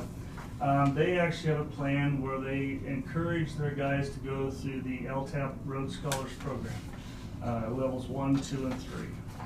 And so what they've done is they've actually said, guys, we not only will pay you to go and everything else is, but we'll pay you to complete the class. So basically what it comes out is that every class that they complete gives them 20 cents an hour raise. I know it's gonna be a mess for Tina to keep track of all that stuff, and I wish there was an easy way around it, but but it actually gives them a little bit more motivation to get these classes. We've always talked about what we can do to, you know, encourage our guys to be more, to get more education, more training, whatever you want to call it. And again, we don't have to go with, you know, with these amounts, but I mean, at least it's something to where it's, you know, the guys look at it and at least have that, you say, if you want to improve yourself, here's a way to do it. So Put the monkey on their back. well, yeah, you know, but it's, again, and it's really not that costly to send them to the courses, because most of them aren't that expensive. And honestly, if we can work with Tom and we have a bunch of guys, we actually make our own class. We have enough people, they'll actually come out and do the class. They'll for come us. out on site? Yes. So, I mean, we could do that, and therefore we'd have basically no travel, or very little travel. So, but anyway, it's something to look at. We don't need it, you know, but should be nice to look at, so. When you brought the idea to me, I was intrigued, because we've been pushing and we want our operators to get all the training and education they possibly can. Well, incentivize it. Put an incentive with it. But And if another county's doing it. What is the 1, 2, and 3 level training? They're all different. Basically, the level 1 is your entry level, you know, culverts, blading, stuff like that. Second gets into the middle stuff, the more extensive, maybe more of a design thing. And the level 3 is maybe meant for supervisors. Not saying you want everybody to go to 3, and I don't think everybody would go to 3, but at least get them to the level 1. That's like we sent our guys to, well, his guys went to traffic control school, so that they're out there, they can see, oh, here's a problem, or this needs this, I mean, stuff like that, or fixing the signs. Going to blade operating, you know, how to work on things like that, how to blade a road. So, and again, LTAP is very, very interested in, if there's a class that you guys want, man, they'll come up with something to it. One of them is Bridges 101. You go out and they actually have somebody come in and teach class, okay, this is what you look for in bridges. See this problem, this is how you fix them, stuff to that effect. So, anyway, like I said, it's something to look at, we can talk about later, and you have enough stuff going on, so. Or if you come up with some other new idea, but like I said, it's kind of nice, and his commissioners and his counselor, attorney, whatever else I didn't see a problem with it either, so. Bringing up again, we talked about this spring about trying to do something with the parking lot out here. You said it's a wintertime operation, so something to think about there if you wanted to try to do something. Microsurface. It's gonna be my fix for everything. Okay, I will put that down. No. Okay. Anyway, just something to think about what you want to do there. I have not heard back on the Kansas design. He hasn't called me back, but did anybody want to go back and approach Hillsborough about funding part of their portion? Last time I talked, I was trying to work something in trade. They didn't even know they were responsible for that side of the road. We were both at that meeting. They weren't. Yeah. I didn't feel like there was any reception there. Well, there was allowing us to not have to truck our crushed concrete from using their pile. The trade-off. To closer to use it for not just their portion, but the whole thing. Right. So we had talked about that, and one of the things that we had looked at is when I was talking to the designer was maybe bidding it as an option, whether it be a cement treated subgrade or just a aggregate or crushed concrete.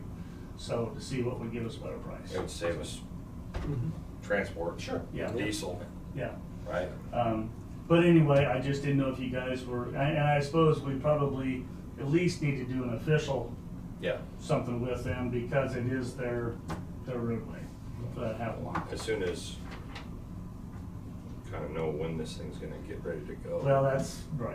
I mean, we can go get something more firm Yeah. with them on guaranteeing we have the rights to that pile. Yes, yeah. So, but anyway, and you know, I do appreciate obviously that part, trying to help us out, so. Other than that, we're getting the spoils hauled off the stockpile there on 150th and taking it up to the Goldenrod Bridge that we've had a lot of washouts up there. And we're gonna go finish off the project up or the stockpiles up at the airport as well. So I've been doing that. Section guys have been trying to get things ready, getting rid of windrows and stuff for the winter time and trying to get a lot of mowing and stuff done too, so. Contract hauling on the rock. They are done with 1, 2, 3. I don't know if they're done with 4, but they're on 5 now. Okay, so they're almost half. They're getting there. They've actually hired another contractor to help them. So Good. they're getting there, but a lot of rock. The 2 miles west of 15 on 170th, is that part of the section 6 rock? I believe it is, but I'll check. I know we did add 180th as well. Yeah. 2 miles on 180th. Yeah. Yeah, it's 180. Yep. Yeah, we added that. Okay. Just, there's a lot of population out there that uses that one way out there. Mhm. So I just want to make sure that one was covered. Yep, we got that. Have you had any problems with extra road signs at Goldenrod and 80th? Goldenrod and 80th. I guess. I didn't know whether you greater. Oh, yeah, I know what you're talking about, yeah. Yeah. Have we approached the owner to see what's happening, or? Would you like to approach him? I just. He has been into my office several times, told me absolutely, positively, do not Touch it. work on that road. He brings in his own rock, his own crushed concrete, he makes his own signs. Okay.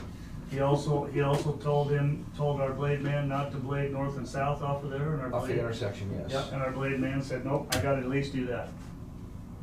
And he was applauded by one of the locals when he did that road. I don't know, you should see the signs.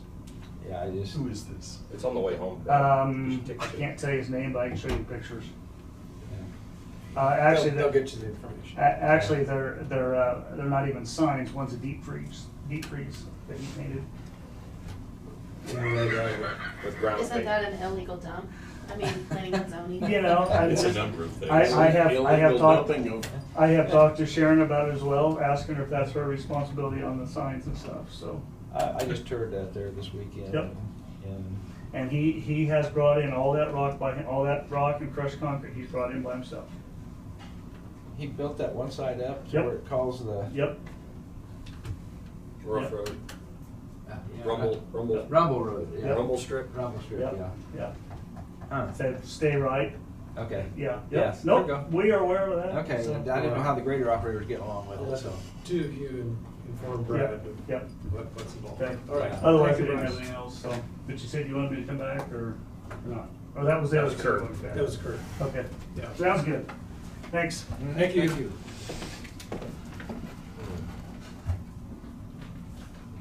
I don't envy any of you.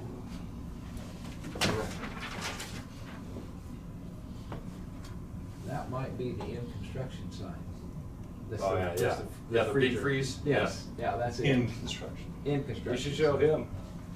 Yeah, because if it's a deep freeze, is illegal because it's a safety issue. Once you know, then you have to act on it. Even his roadway maintenance is a There's safety. 10 or 15, Oh, absolutely. 10 or 15 signs down in that area. Really? Yeah. They're not all deep They're freezes. not all deep freezes. No, they're not Some all are the deep backs of freezes. old signs. He told everybody not to play this, but they still. This goes over to his house. Yeah, You sure you of take course. Commissioner Dahlke with you? You've been yelling at the game or something? Been doing a lot of yelling. Oh. Not at Oh, a game. Yeah. I'll need executive strips. Okay. Wait a minute. 15? Just Just the board. You want Brad and Tina? Just the board. I move we recess from executive session in order to discuss personnel performance pursuant to KSA 75-4319B for personnel matters, not elected personnel performance with the commission, the sheriff, for 15 minutes, say 2:05 to 2:20. Is there a second? Second. Second by Commissioner Gary. All in favor say aye. Aye. All opposed say nay. Motion carried 5-0. We'll be back at 2:20. It's just the board. Burglar. I want to tell you, at a hooligans meeting last week. Throw that around, too. I talked with Clay County Supervisor, and the accident they had to do with a rotor tire. Okay. If there's a, you put a ring on But there is a there. ring on And it. there's- excuse me, and there's a little keeper. Okay. They forgot to put the keeper in there. So it was on a loader tire, Yep, not a truck tire. yep.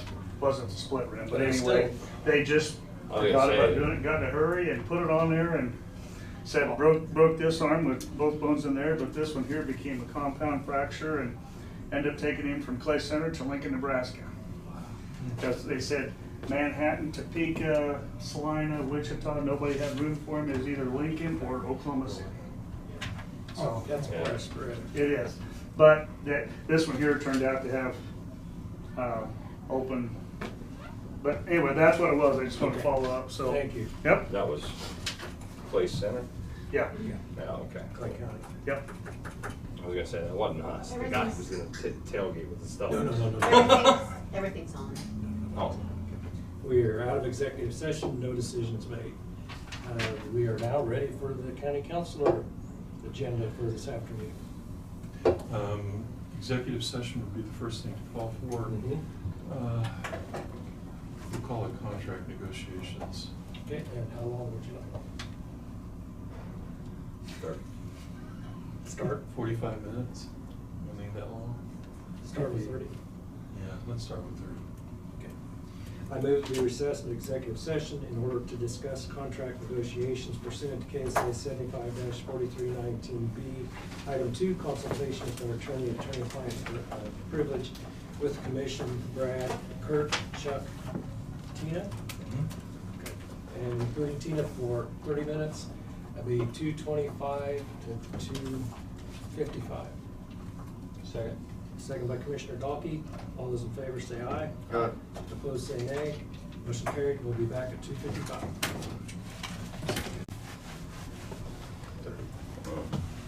That one. This conference will now be recorded. Thank you, gentlemen. Thank you. We are out of executive session, no decisions made. I move that we recess the executive session in order to discuss pending litigation pursuant to KSA 75-4319B. Item 2, consultation with our attorney with the commission. Brad, would you like Tina here? Tina, And unless you Tina? have other stuff you want to do. I need to step out for a minute, but if you She want me, doesn't I have can to come be back. in on it. It's just, Okay.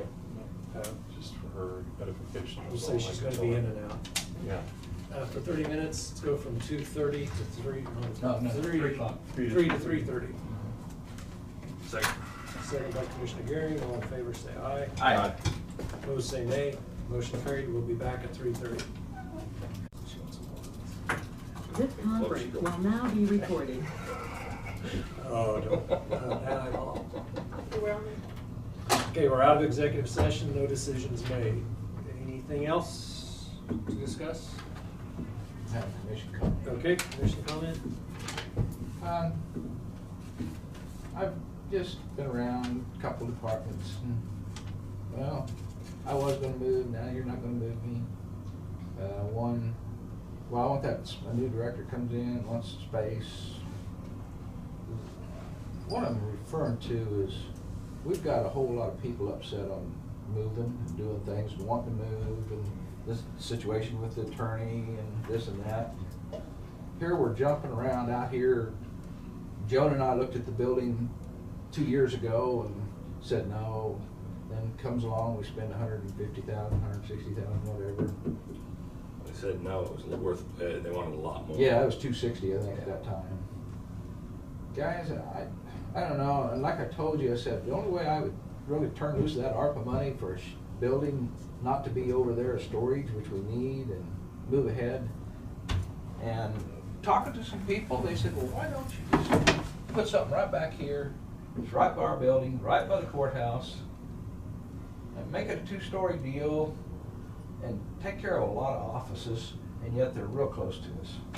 And I had a couple commissioners tell me that was too much money. No.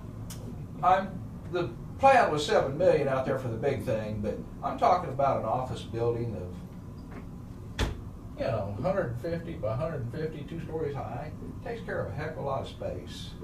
So if we're gonna spend $700,000 or $800,000 on a building somewhere, I just as soon go there and get some office space, and we're gonna decide what office is over there and make some moves.